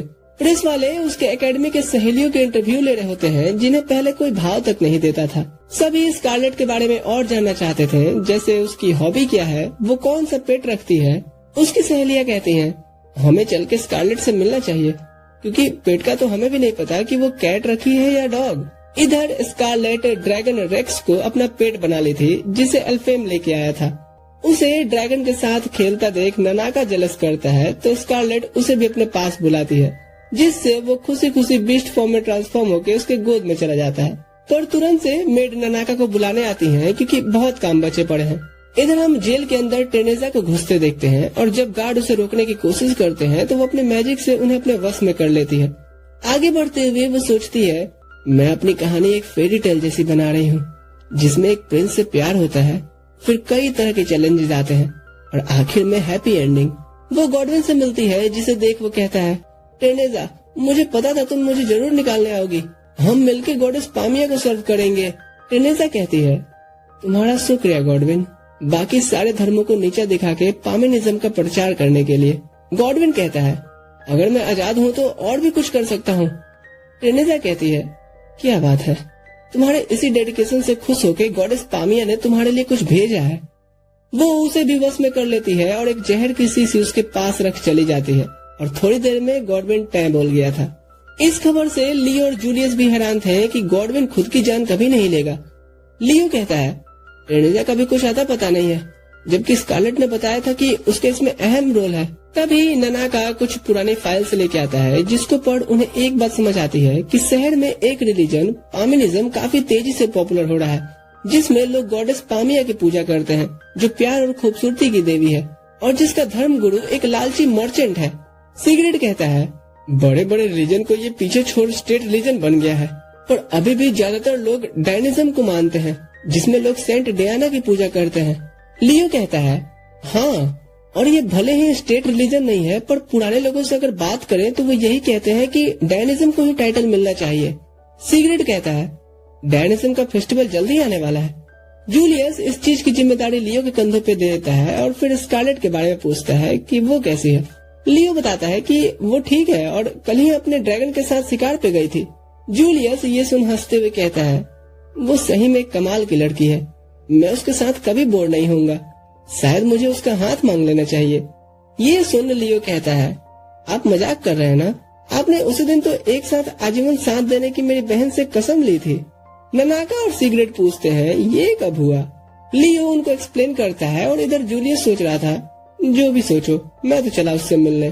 कुछ दिनों बाद स्कारलेट जब अपने रेक्स के साथ घूम के महल लौटती है, वहीं महल के बाहर उसकी बेस्टीज आई थी, जो बटलर के एक्सप्लेन करने से पहले ही उनकी तरफ आ रहे ड्रैगन को देख पैनिक में उस पर हमला कर देती हैं। खैर स्कारलेट उसे डॉज कर लेती है और फिर सभी एक साथ चाय पे बैठे थे, जहां वो स्कारलेट से बताती हैं कि तुम्हारी दोस्त होने की वजह से एकेडमी में तो हमें वीआईपी ट्रीटमेंट मिल गई है, जल्दी से तुम ठीक होके आ जाओ, फिर हम साथ में ग्रेजुएशन कंप्लीट करेंगे और फिर मुझे शादी भी तो करना है। स्कारलेट पूछती है, अच्छा कौन है वो? उसकी बेस्टी कहती है, अभी तो कोई सीरियस ऐसा मिला नहीं जो मेरे लिए अपनी जान भी दांव पे लगा दे। ये सुन स्कारलेट को जूलियस के साथ वाले इंसिडेंट याद आती है। तभी वो पूछती है, वैसे तुम्हारा क्या प्लान है शादी को लेके? स्कारलेट के पास इसका कोई जवाब नहीं था। तभी ननाका अंदर आता है तो स्कारलेट कहती है, बाद में खेलेंगे ननाका, अभी मैं बिजी हूँ। ननाका कहता है, दरअसल कोई आपसे मिलने आया है, और ये कोई और नहीं जूलियस था, जिसे देख लड़कियां हड़बड़ाहट में उसे ग्रीट करती हैं। और जूलियस पूछता है, क्या मैंने डिस्टर्ब कर दिया? स्कारलेट कहती है, हाँ मेरे दोस्तों के साथ टी पार्टी चल रही थी। और उसकी बेस्टीज कहती हैं, अरे नहीं नहीं प्रिंस, क्या आप भी? तो फिर मैं स्कारलेट को थोड़ी देर के लिए यहाँ से ले जा सकता हूँ, दरअसल मुझे कुछ प्राइवेट में बात करनी थी। वो उसका हाथ पकड़ता है और लड़कियां कहती हैं, हाँ क्यों नहीं, आप जितने देर के लिए चाहे ले जाइए, हमें कोई आपत्ति नहीं है। स्कारलेट मुड़ के उन्हें दगाबाज कहती है और जूलियस उसे लेके निकलता है। बाहर वो पूछता है, तुमने सुना क्या, गॉडविन जेल में ही मरा हुआ पाया गया, और तुम्हारे कहने पे हमने ट्रिनिजा को ढूंढने की भी कोशिश करी, पर वो भी गायब है। यहाँ तक कि काइल से भी हमें उसके बारे में कुछ पता नहीं चला। स्कारलेट सोचती है, तो इसीलिए प्रिंस ये चीज प्राइवेट में डिस्कस करना चाहते थे। जूलियस उसके चेहरे को पढ़ कहता है, क्या हुआ, तुम्हें कुछ और भी बात करनी थी क्या? स्कारलेट कहती है, नहीं, मुझे लगा आपको कोई और बात करनी होगी। जूलियस उसके बालों को देख पूछता है, क्या ये अभी तक नॉर्मल नहीं हुए? स्कारलेट कहती है, नहीं, मुझे हॉट स्प्रिंग में बाथ लेना होगा, जिसके होली वाटर से ये नॉर्मल हो जाएंगे और मैं रिलैक्स भी। जूलियस कहता है, हाँ क्यों नहीं, तुम इस किंगडम की प्रीशियस एसेट हो, तुम्हें अपना ख्याल अच्छे से रखना चाहिए। यहाँ स्कारलेट कहती है, मैं भी कुछ ऐसा ही कहना चाहूंगी, आगे से मेरे या किसी के लिए भी अपने जान को जोखिम में नहीं डालिएगा। मुझे खुशी है कि रॉयल फैमिली मेरी ब्लेसिंग्स की रिस्पेक्ट करती है, लेकिन इससे फ्यूचर किंग को कुछ हो जाए फिर मैं खुद को कभी माफ नहीं कर पाऊंगी। जूलियस उसे यहीं रोक कहता है, क्या मैं यहाँ कुछ गुलाब तोड़ सकता हूँ? स्कारलेट परमिशन देती है और वो गुलाब को तोड़ते हुए कहता है, तुम्हें पता है उस दिन हम जिस मार्केट में गए थे, मेरे मॉम डैड भी वहाँ भेस बदल के अक्सर एंजॉय करने जाते थे। स्कारलेट कहती है, सही में? मुझे तो लगा किंग और क्वीन सीरियस मूड वाले हैं। जूलियस कहता है, हाँ पर बाहर से, अंदर से दोनों काफी रोमांटिक लोग हैं। मेरे डैड ने मॉम को कई प्रेजेंट दिए, पर उनसे वो बोर हो गई थी, तो एक दिन वो उन्हें गुलाब का थ्रोन अपने हाथ से बना के उन्हें पहना के कन्फेस किए थे, जिससे वो उन्हें हाँ कह दी थी। फिर वो ऐसा ही स्कारलेट के सिर पे डाल कहता है, मुझे तुम्हारी जरूरत है, मेरे लाइफ में सब कुछ बढ़िया चल रहा है, बस एक चीज की कमी है। वो उसके गालों को पकड़ कहता है, तो क्या तुम उस कमी को पूरी करके मेरे साथ पूरी लाइफ रहोगी? स्कारलेट यहाँ हाँ कहने ही वाली थी कि जूलियस कहता है, क्योंकि तुम मेरी पसंदीदा खिलौना हो। स्कारलेट का मूड तुरंत से चिढ़ जाता है और वो पूछती है, क्या ये थ्रोन आपने प्यार से इसलिए बनाया था? जूलियस कहता है, हाँ देखो तो ये मेरे खिलौने को और अच्छा बना रहा है। स्कारलेट का तो दिमाग खराब हो रहा था, पर जूलियस जाते हुए कहता है, मुझे नहीं लगा था कि तुम भी डेस्परेट होगी एक रोमांटिक कन्फेशन के लिए, जैसे तुम्हारी उम्र की हर लड़कियां रहती हैं। स्कारलेट अपने ग्लव्स को टाइट करते हुए कहती है, प्रिंस मेरे सामने एक निहायत ही शरारती आदमी खड़ा है, क्या आप मुझे बस थोड़ी देर के लिए परमिशन देंगे उसकी धुलाई करने का? सीन शिफ्ट होता है जहाँ स्कारलेट ट्रिनिजा के ट्रू इंटेंशंस के बारे में सोच ही रही होती है कि उसे सेंट डियाना का लेटर आया मिलता है और वो उसकी मदद करने की प्रॉमिस करती है। अगले दिन वो लियो से एक हॉट स्प्रिंग टूर पे निकलने की परमिशन मांगती है और लियो को लगता है कि ये फिर किसी को धोने जाने वाली है। स्कारलेट कहती है, भाई क्या आपको मेरे पे भरोसा नहीं है? ये सुन लियो भड़क जाता है, भरोसा? और तुम पे? तुम्हें बस लोगों को धोने में मजा आता है, उसके अलावा तुम्हें कुछ भी नहीं सोचता। मैंने सुना है तुमने प्रिंस से भी उन्हें पीटने की परमिशन मांगी थी। तभी वो रूट देख करके ननाका कहता है, ये तो सेंट डियाना के चर्च वाला रास्ता है ना। लियो कहता है, अब क्या तुम सेंट डियाना को पीटने वाली हो? स्कारलेट कहती है, अरे नहीं भाई, वो तो पूरे पैलेस्टाइन किंगडम में काफी रिस्पेक्टेड मानी जाती है, भला मैं उन्हें क्यों पीटूंगी। लियो फाइनली परमिशन दे देता है, जिससे स्कारलेट काफी खुश होती है, पर थोड़ी देर में उसका शकल उतर जाता है जब वो देखती है कि उसका हमसफर जूलियस है। रास्ते में जूलियस कहता है, अच्छा है तुमने लियो को सच नहीं बताया कि हम डायनिज्म के फेस्टिवल में शामिल होने जा रहे हैं। स्कारलेट पूछती है, और क्यों? जूलियस कहता है, क्योंकि वो जानेगा कि तुमने एक बार फिर से उससे झूठ बोला है तो उसका शकल देखने लायक होगा। नहीं, मतलब तुमने सही में अच्छा किया, क्योंकि गॉडविन के इंसिडेंट के बाद से सभी करप्ट नोबल्स सतर्क हो गए हैं। तुरंत से वो उसका चेहरा पकड़ बाहर चर्च दिखाता है जो चारों ओर से वॉल से घिरा था। जूलियस बताता है कि ये कहने के लिए चर्च की प्रोटेक्शन के लिए है, इसके आड़ में यहाँ का पोप करप्शन छुपाता है। स्कारलेट कहती है, यहाँ का अभी पोप सार्गन है ना? जूलियस कहता है, हाँ, और उसके बारे में और जान के स्कारलेट का तो मन मचल रहा होता है उसे पीटने का। पर तभी अचानक से कैरेज रुकती है, क्योंकि सार्गन ने सोल्जर्स को बाहर के लोगों को अंदर आने देने से साफ मना किया था। जूलियस आगे आके अपना परिचय देता है, पर एक मोटा सा मंत्री जैम उनका रास्ता जाम किए खड़ा हो जाता है। वो कहता है, अगर प्रिंस आप चर्च के रूल के खिलाफ जाएंगे तो हमें आपसे भी लड़ना पड़ेगा। वही स्कारलेट सोचती है, मोटे सुअर, तो शुरू तो कर, खत्म मैं करूंगी। जूलियस इधर उसे भड़का रहा होता है ताकि वो रॉयल फैमिली के बारे में उल्टा पुल्टा बोले, जिससे वो रिकॉर्ड कर सके। फिर जब उसे एविडेंस मिल जाता है, वो स्कारलेट को कहता है, अब तुम संभालो। स्कारलेट तुरंत से गेट के पास जाके क्रोनोवो पावर यूज करती है और उस गेट को एक मुक्के में तोड़ देती है। वहाँ के सभी गार्ड्स ये देख के भाग निकलते हैं कि हम तो गेट के गार्ड थे, अब गेट ही नहीं रहा तो हमारा क्या काम। वहीं जैम कूदते हुए आता है कि तुम्हारी इतनी हिम्मत। वो अपने हथियार से शक्ति प्रदर्शन करता है तो स्कारलेट एक सोल्जर से उसका भाला लीज पे लेती है और उससे जैम को रख के देती है, और वो रावणों वाली हंसी लेता है और स्कारलेट को उसके गले में वैसा ही पेंडेंट दिखता है जैसा गॉडविन के पास था। तो वो उसे एक पंच में चांद पर भेज कहती है, देखो सुअर भी उड़ सकते हैं। स्कारलेट का लाइफ का एक ही फंडा है, लातों के भूत बातों से नहीं मानते। थोड़ी देर में होली नाइट्स इन्हें साथ ले जाने आते हैं और देरी के लिए माफी मांगते हैं। जूलियस इनकी हालत देखता है, जो धर्म के नाम पे हो रहे दंगों की वजह से कुछ ठीक नहीं लग रहा था। तभी नाइट्स में से एक बंदा डियोस आगे आके कहता है, स्कारलेट क्या आप मेरी गर्लफ्रेंड बनेंगी? कैप्टन उसे पीटने पड़ता है कि अबे साले क्या बोल रहा है तू। स्कारलेट कहती है, देखो मैं एक रॉयल फैमिली से हूँ, हमारे स्टैंडर्ड मैच नहीं करेंगे। डियोस कहता है, मेरे शकल से भले आपको नहीं लग रहा हो, पर मेरे डैड भी एक रॉयल ही थे और मैं आपके लिए एक परफेक्ट हस्बैंड मटेरियल हूँ। स्कारलेट अभी इसको धोने का मन बना ही रही थी कि जूलियस उसका हाथ पकड़ कहता है, मेरे हमसफर से जरा अच्छे से बात करो। डियोस कहता है, अच्छा, और इस प्यार को मैं क्या नाम दूं? तुरंत से उसके टीम वाले उसे उठा के ले जाते हैं कि अबे मरवाएगा क्या, और वो जाते हुए भी स्कारलेट से कभी डेट पे चलने को रिक्वेस्ट करता है। कैप्टन आगे आके उसकी तरफ से माफी मांगता है कि माफ कीजिएगा, दरअसल वो नया ज्वाइन हुआ है, थोड़ा बदतमीज है पर काफी टैलेंटेड है। स्कारलेट सोचती है, टैलेंटेड तो है, क्योंकि उसे एहसास हो गया था कि मैं उसे पीटने वाली हूँ। कैसल में घुसने से पहले स्कारलेट जूलियस से कहती है, क्या अब आप मेरा हाथ छोड़ेंगे प्रिंस? और वैसे डियोस के सामने आप क्या बोल रहे थे? जूलियस आगे बढ़ते हुए कहता है, चलो हमें सेंट डियाना से भी तो मिलना है। कैसल पहुंच जूलियस और डियाना से प्राइवेटली मिलने को रिक्वेस्ट करता है और थोड़ी देर में एक एक्साइटेड बच्ची स्कारलेट को दीदी दीदी कहते हुए गले लग जाती है।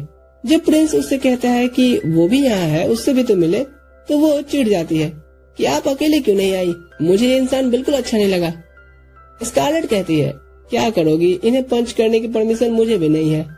फिर वो 300 साल पुराने इतिहास बताती है कि जब पैलेस्टाइन किंगडम में अचानक से डीमन का इनकर्जन शुरू हो गया तो मानवता की रक्षा के लिए एक यंग लेडी सामने आई। फिर वो सारे मॉन्स्टर्स को खत्म करके शहर में एक प्यूरिफिकेशन बैरियर लगा गई और उसके मरने के बाद समय के साथ साथ वो बैरियर कमजोर पड़ने लगा। लोगों को डर लगने लगा कि कहीं फिर से वैसा नरसंहार शुरू न हो जाए। पर एक और यंग लेडी सामने आई जिसके पास भी सेम पावर ही थे। वो उस बैरियर को मजबूत की और तब किंग ने एक टेम्पल बनाया जहाँ इस तरह की पावरफुल यंग लेडी की पूजा होती है। समय के साथ साथ ऐसे लेडी सामने आती जाती हैं जिन्हें सेंट डियाना कहा गया है और वो अपने उत्तराधिकारी चुन के जाती हैं। जूलियस कहता है, तो पिछले सेंट ने उत्तराधिकारी एक बच्ची को कैसे बना दिया? सेंट डियाना कहती है, देखा स्कारलेट दीदी, इसलिए मुझे इंसान पसंद नहीं है, मुझे नहीं जाना कल के फेस्टिवल में, मेरे पैर दुख जाएंगे खड़े हुए हुए। जूलियस कहता है, तुम्हें थोड़ा सहना ही पड़ेगा, क्योंकि डैनिज्म पे लोगों का भरोसा रखने के लिए ये जरूरी है सेंट का सही सलामत उन्हें दिखाया जाना। अपनी मेडन पावर तो तुम खो चुकी हो, अब परेड मिस करने की गलती मत करना। स्कारलेट कहती है, ये रूड था प्रिंस। डायना कहती है, कोई नहीं, ये सच ही तो बात है, मैं अपने लोगों के लिए ये करूंगी। अच्छा, आप सोने से पहले मुझसे जरूर मिलिएगा। और वो जाते हुए जूलियस को जीप चिढ़ा के निकलती है। उसके जाने के बाद जूलियस कहता है, वैसी बाहर से है पर अंदर से दुखी है। स्कारलेट कहती है, और मुझे लगा था आप ये चीज समझ के उससे रूड बातें नहीं करेंगे। जूलियस कहता है, चर्च के लिए परेड निकलना जरूरी है, इसलिए हमें सिर्फ इमोशन से काम नहीं चलाना चाहिए। उस रात स्कारलेट डायना के रूम में आती है, जहाँ वो अपने बुरे लोगों को पीटने वाली कहानियां सुना रही थी। डायना कहती है, आप तो कमाल हो, मैं भी आपके जैसा बनना चाहती हूँ। स्कारलेट कहती है, नहीं, तुम जैसी हो उससे भी अपने शहर के लोगों के लिए अच्छे अच्छे काम कर सकती हो। डायना चाहती थी स्कारलेट उसके साथ ही सोए, पर स्कारलेट जाने बढ़ती है तो डायना उसे एक रिक्वेस्ट करती है कि सभी उसे सेंट डायना कह के बुलाते हैं, जो एक नाम नहीं पोजीशन है। वो चाहती है कि स्कारलेट उसे उस नाम से बुलाए जो उसके डैड ने रखा था, और स्कारलेट बड़े ही प्यार से उसे उस नाम से गुड नाइट कहती है। अगले दिन डैनिज्म का परेड बड़े धूमधाम से निकलता है और सेंट डायना सभी के सामने एक रेस्पेक्टेड मैनर में खुद को शो करती है। जूलियस को लगता है कि सेरेमनी अच्छे से बीत जाएगा कि तभी एक भूकंप आता है और सभी लोग इधर उधर भागने लगते हैं। स्कारलेट कैरेज से निकल ध्यान देती है कि ये झटका किधर से आ रहा है, तो उसे ये पामिया के हेडक्वार्टर से आ रहा प्रतीत होता है। वो तुरंत से उनके एरिया में जाकर के गॉडेस पामिया के स्टैचू पे लैंड कर उसका स्टिक ले कहती है, जरा बाहर तो आओ ढोलकी के, कब से तुम्हें बजाने का मन कर रहा था। उनके बाहर न आने पे स्कारलेट ही अंदर जाने का फैसला लेती है। नॉक नॉक, पर वो देखती है कि इतने बड़े धमाके से भी इन्हें कुछ भी नहीं हुआ। उनमें से एक स्कारलेट को देख पहचान लेता है कि ये तो वही लेडी ऑफ बीटिंग है और पैनिक करने लगता है, पर बाकी सब एश्योर थे कि उनके पास कोई है जो इसे हरा देगा। वो पेश करते हैं अपने गुरु घंटाल को, जिसके सर पे भीड़े से तो ज्यादा ही बाल थे। जैसे ही वो देखता है कि इस लड़की के हाथ में तो गॉडेस पामिया के स्टैचू का मुंडी है, वो तुरंत से उसे सबक सिखाने के लिए अपना वेपन समन करने लगता है। स्कारलेट वो मुंडी उस पे फेंक के मारती है कि तेरा साबुन बहुत स्लो है रे बंटी। वो देखती है यहाँ भी बड़ा सा पेंडेंट है जो इन्हें फिजिकल डैमेज से बचा रहा है, तो वो गुरु घंटाल को डीप स्लीप में भेज देती है। उसके अनुयायी कहते हैं, हम इस मिशन की तैयारी कब से करते आ रहे हैं, डैनिज्म के परेड को तो नहीं ही निकलने देंगे। किड्स जिद मत करो। पर वो सभी स्कारलेट पे चार्ज कर देते हैं, लेकिन ये सब तो स्कारलेट के लिए एक वार्म अप था। वो सभी को पीटने के बाद बाहर आती है और अपने सोल्जर से कहती है, जाके साफ सफाई थोड़ा कर दो, ऐसे आस्था की जगह को गंदा नहीं छोड़ते। वो वापस लौटते देखती है जूलियस लगभग सभी को हील कर चुका था। डायना स्कारलेट को देख वेव करती है, लेकिन तभी वो अपने बैरियर से गिरने वाली होती है। तुरंत से कहीं से आके लियो से बचा लेता है। वो काफी ओवरजॉयड फील कर रही थी, क्योंकि लियो उसे उसके सपने के सौदागर जैसा लग रहा था। अब सभी की मदद से डायना का परेड अच्छे से निपट जाता है, पर जूलियस कहता है, हाँ, पर सिर्फ हाई रैंकिंग के लोगों को ही पता था कि मैं और स्कारलेट आने वाले हैं, पर उन्होंने तो पहले से ही ट्रैप बिछा के रखा था। सिगरेट कहता है, आपके कहने का क्या मतलब है, हम में से कोई उनका जासूस है? जूलियस कहता है, हाँ, इसलिए मैं तुम्हें एक मिशन दे रहा हूँ उनके इरादे पता करने की। इधर स्कारलेट और लियो परेड के साथ आगे बढ़ रहे होते हैं, तो लियो कहता है, तुम जरा बताओगी हॉट स्प्रिंग जाने के बदले तुम इस शहर में क्यों रुक गई? स्कारलेट कहती है, वो भाई यहाँ के पामनिज्म लोग डैनिज्म को बुरे तरीके से ट्रीट कर रहे थे और मैं तो अपने रास्ते पे ही थी, पर देखी तो उनकी मदद के लिए रुक गई। लियो कहता है, मुझे अब तुम्हारी कोई कहानी पे विश्वास नहीं होता, पर अब क्या ही कर सकते हैं, छोड़ो। अच्छा, मैंने जब उन पामनिज्म वालों की गवाही ली तो वो काफी डरे हुए थे। उन्होंने कहा कि एक सिल्वर बालों वाली डायन है जो हमें मारना चाहती है, और सिल्वर हेयर मैंने किसी के तो देखे हैं। अच्छा, तो डीमंस भी होते हैं क्या? वो छोड़ो ना भैया, कुकीज खाओगे क्या? पर लियो अपनी बात पे रहता है। स्कारलेट कहती है, मुझे बस यहाँ डैनिज्म की तीर्थयात्रियों की सेफ्टी को इंश्योर करना है। लियो समझ जाता है कि इसने ही अपने ब्लेसिंग्स का इस्तेमाल किया होगा, पर वो ओपनली बात नहीं कर सकता क्योंकि किंग ने उसे सब शांति से निपटाने भेजा है। वो उसका हाथ पकड़ कहता है, देख मेरी बहन, तू कितनी भी ताकतवर हो, ऐसी कई चीजें हैं जो तुम अकेले नहीं संभाल पाओगी, तो आगे से ऐसी किसी सिचुएशन में मुझसे हेल्प जरूर मांग लेना। उस रात जब स्कारलेट शांति से बुक पढ़ रही होती है, डियोस फिर से उसके पास आ रहा था, जिसे लीडर टांग के वहाँ से ले जाता है। तभी कुछ मेट्स आकर के कहती हैं, हमें आपकी मदद चाहिए, सेंट डायना पता नहीं अजीब ही हरकतें कर रही हैं, शायद वो कल के इंसिडेंट से घबरा गई होगी। पर मेड्स कहती हैं, हमें नहीं लगता, आपको एक बार चल के देखना चाहिए। स्कारलेट देखती है तो बेड पे ये गुलाटियां ले रही है। वो उसके करीब पूछने आती है कि उसे क्या हुआ है, पर वो तो उसे देख के और ड्रामा करने लग जाती है। स्कारलेट उसका ब्लैंकेट उठाती है, बोल जल्दी नहीं तो इसी में दबा दूंगी। डायना कहती है, मैं जब भी आपका चेहरा देखती हूँ मुझे उसमें चार्मिंग प्रिंस लियो नजर आते हैं। और सब समझ जाते हैं, ओह तो ये बात है, छोरी को पहला नशा चढ़ गया है। स्कारलेट उसे शांत होने को बोलती है और कहती है कि अच्छी चॉइस है, सही मौके पे मैं तुम्हारी सेटिंग करवाती हूँ। परेड को आगे बढ़ाते हुए ये एक शहर में रुकते हैं जहाँ हॉट स्प्रिंग के मजे लेते हैं। और स्कारलेट कहती है, टाइम आ गया है उस प्लान को अंजाम देने का। डायना कहती है, क्या ये करना जल्दी नहीं होगा? स्कारलेट कहती है, जैसा मैं बोलूँ वैसा करना। वो सबसे पहले डायना को एक सिंपल कॉमन गर्ल की तरह तैयार करती है और लियो को जाके एक डेट के लिए अप्रोच करने बोलती है। और साथ ही ये भी कि अगर तुम उसे अपनी हिडन साइड दिखाओगी तो वो तुम्हें जरूर पसंद करेगा। जो सुन डायना खुशी से झूम उठती है। स्कारलेट तभी खिड़की खोल कहती है, मुझे पता है ये तुम हो ननाका, अंदर आ जाओ। वो कहती है, अब चूंकि तुम ये सुन लिए हो तो दोनों पे डेट के दौरान नजर रखना। डायना हैरान थी ये देख करके कि ये रकून बोलता भी है। फिर दोनों उसे खिलाने लगते हैं। स्कारलेट ननाका से पूछती है, क्या तुमने हॉट स्प्रिंग के मजे लिए? ननाका कहता है, मुझे हॉट वाटर पसंद नहीं। स्कारलेट कहती है, बढ़िया, फिर तो मैं तुम्हें हॉट वाटर से ही नहलाऊंगी। और ननाका ये सुन भागने लगता है। उससे पहले वो बताता है कि प्रिंस लियो अभी अभी नहा के निकले हैं तो जल्दी कीजिए वरना वो सोने चले जाएंगे। स्कारलेट उसे उसके कमरे में जाने बोलती है और डायना आकर के घबराते हुए पूछती है कि क्या वो उसके साथ शहर में घूमना चाहेगा। लियो यहाँ याद करता है स्कारलेट की बातों को कि डायना भी एक नॉर्मल लड़कियों की तरह लाइफ जीना चाहती है, तो वो अगर कुछ रिक्वेस्ट करे तो उसे मना नहीं करना।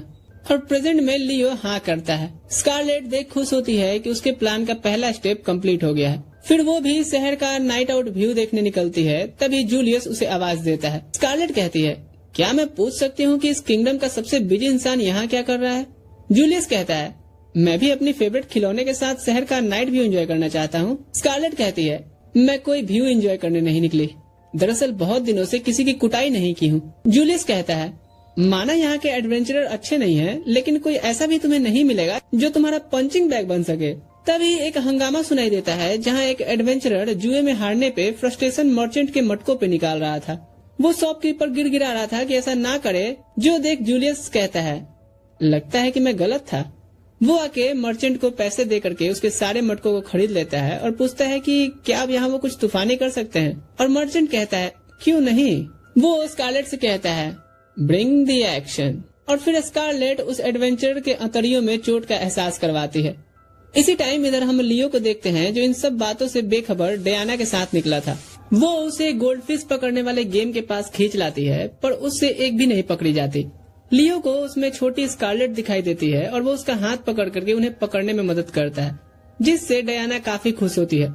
लेकिन जब उन पकड़ी फिशेस को शॉपकीपर ले जाने को पूछता है तो वो मना कर देती है कि ऐसे तो ये अपने दोस्तों से अलग होकर दुखी हो जाएगी। लियो उससे कहता है, तुम बहुत काइंड हो। और डायना समझ नहीं पा रही थी कि इस बात का वो क्या आंसर करे। खैर, ये और भी कई चीजें घूमते हैं, एंजॉय करते हैं और आखिर में एक कैट हेडेड शॉप में उन्हें बाय वन गेट वन मिलता है तो एक वो लियो को पहना देती है। फिर मस्ती में झूमते हुए बढ़ रही होती है कि सामने से दो पियाक चले आ रहे थे। लियो उसे खींच के अपने पास करते हुए कहता है, ज्यादा दूर होके नहीं चलो। डायना उसके इस जेस्चर से खुश तो होती है, पर उसे लगता है कि वो उसकी बेबी सिटिंग ज्यादा करने की कोशिश कर रहा है। वो उसे कहती है कि मुझे बच्चों जैसे ट्रीट नहीं करो। लियो माफी मांगता है और बताता है कि कैसे उसमें उसे छोटी स्कारलेट की छवि नजर आती है। जो सुन डायना कहती है, अपने शब्द वापस लो, मेरे में उनके जैसा कुछ भी नहीं है। वो काफी कूल और भरोसेमंद है, बल्कि मैं तो एक गाँव की अनाड़ी हूँ। लियो उसके सामने बैठ कहता है, ये पूरा सच नहीं है, तुम अभी से ही अपना काम बहुत ही अच्छे से कर रही हो और इस किंगडम की एक दिन ग्रेट सेंट बन के उभरोगी। डायना उससे अपने पावर खोने का सच बताने जा रही थी कि तभी उन्हें हंगामा सुनाई देता है। एक नाइट आकर के बताता है कि लेडी स्कारलेट क्या कर रही है। जो सुन लियो कहता है, ये लड़की भी ना, तुम सेंट डियाना को ले जाओ, मैं उसे लेकर के आया। वहीं इधर डियोस और बाकी नाइट्स भी पेट्रोलिंग पे निकले थे। एक मर्चेंट उन्हें कुछ ऑफर करता है और डियोस पूरा थाल ले लेता है। कैप्टन उससे छीनते हुए कहता है, रखो इसे भुक्खड़, अभी हम ड्यूटी पे है ना। डियोस बेवकूफों की तरह दिखाता है कि वो नाराज है, पर साइड में जाके एक नोट निकाल पढ़ता है जो उसे उसी मर्चेंट से मिला था। सीन हम वेंकिस एम्पायर का देखते हैं जहाँ प्रिंस एल्फेम अपना ट्रेनिंग कर रहा होता है कि तभी एक पामिया के चर्च का बंदा आकर के उनकी मदद मांगता है। कुछ दिनों बाद पामिनिज्म के लोगों में बात चल रही थी कि डायनिज्म के लोगों का परेड कैसे नहीं रोका गया, जबकि ये डिवाइन मिशन खुद गॉडेस पामिया ने दिया था। सब एक दूसरे को दोष दे रहे होते हैं, तभी उनका पोप सार्गन कहता है, चिंता मत करो, जिन्होंने ये किया है उनके बीच हमारा एक जासूस है और वो ही काफी है टाइम आने पे उनसे बदला लेने के लिए। ये सब सिगरेट सुन रहा होता है जो उनके यहाँ नाइट्स बन के जॉब कर रहा था। इधर तीर्थ यात्रा शुरू रहता है। अब प्यूरिफिकेशन बैरियर को स्ट्रॉन्ग करने के लिए उन्हें पहाड़ी पे चढ़ना था, पर डयाना की तो हालत खराब हो जाती है। वो लगती है उन्हें श्राप देने, जिसने भी ये रिचुअल इतना ऊपर रखा है जहाँ सिर्फ पैदल नहीं जाया जा सकता है। स्कारलेट उसे इनकरेज कर रही होती है, पर उसे कहाँ हिम्मत मिलने वाला था। तभी लियो आकर के उसका हाथ पकड़ कहता है कि अगर वो सही में थक गई है तो हम सभी यहाँ पे कुछ देर के लिए रेस्ट कर सकते हैं। डयाना इतनी लाल पड़ जाती है कि कहती है, नहीं, मैं तो अभी पूरा पहाड़ 2 बार चढ़ उतर सकती हूँ। इधर कैप्टन अपने सैनिकों को सुना रहा होता है कि तुम्हें तो सबसे आगे होना चाहिए आलसियों, कैसे जवान हो तुम सभी, क्या ऐसे रक्षा करोगे सेंट का? पर स्कारलेट आकर के कहती है, ऐसा नहीं है, इस पहाड़ी पे जहाँ खाली बदन लेकर के चढ़ना मुश्किल है, ये आर्मर्स और वेपन्स लेकर के बढ़ रहे हैं और मुझे यकीन है समय आने पे ये सेंट के बचाव के लिए जरूर खड़े होंगे। सभी सैनिकों में स्कारलेट की बात सुन गजब की ऊर्जा आ जाती है और सभी उसे गॉडेस कह के एडमायर करते हैं। उनके जाने के बाद जूलियस आकर के कहता है, तुम सैनिकों के सामने कितने काइंड हो जाती हो। स्कारलेट कहती है, अगर आप मुझे विलेनेस समझते हैं तो इस चीज को आप मैनिपुलेशन का भी नाम दे सकते हैं। जूलियस कहता है, वही तो, वरना कौन बिलीव करेगा कि मैड डॉग नोबल वुमेन कही जाने वाली लड़की अंदर से एक प्योर काइंड हार्टेड है। स्कारलेट यहाँ जूलियस का भी निक नेम रख देती है। तभी डियोस बीच में आकर के कहता है, लेडी स्कारलेट, आप प्रिंस के साथ काफी चीयरफुल दिखती हैं। स्कारलेट कहती है, तुम भी बाकी नाइट्स के मुकाबले काफी एस्थेटिक लग रहे हो। डियोस कहता है, आपको पता है ये जंगल पहाड़ मेरे लिए बैकयार्ड जैसा है, क्योंकि मैं हाफ ह्यूमन और हाफ एल्फ हूँ। स्कारलेट कहती है, मुझे सुनकर अच्छा लगा। डियोस अब लगता है अपने ड्रामा दिखाने कि आप मुझे और बताओ कैसे मैं आपको इम्प्रेस कर सकता हूँ। इसी समय एक मक्खी आकर के स्कारलेट के आसपास घूमने लगती है। जूलियस समझ जाता है कि अभी यहाँ क्या होने वाला है। वो बाकियों से कहता है कि उन तीनों की फिक्र किए बगैर आगे बढ़ते रहे। इधर डियोस स्कारलेट से एक चांस मांगता है ये दिखाने का कि वो कितना अट्रैक्टिव पर्सन है, पर स्कारलेट का सारा ध्यान तो उस तंग कर रही मक्खी पे था और जैसे ही वो डियोस की तरफ जाती है, स्कारलेट एक विंड मैजिक मारती है जिससे दोनों मक्खा मक्खी उड़ गए थे। कुछ देर बाद ये सभी पहाड़ी पे अपना कैंप लगाते हैं जहाँ क्रिस्टल बैरियर था। तभी लियो देखता है स्कारलेट चेंज करने सेंट के टेंट में जा रही है। वो उसे टोकता है कि ये गलत टेंट है, तो स्कारलेट कहती है, मैं सही टेंट में जा रही हूँ क्योंकि मैं भी एक सेंट हूँ।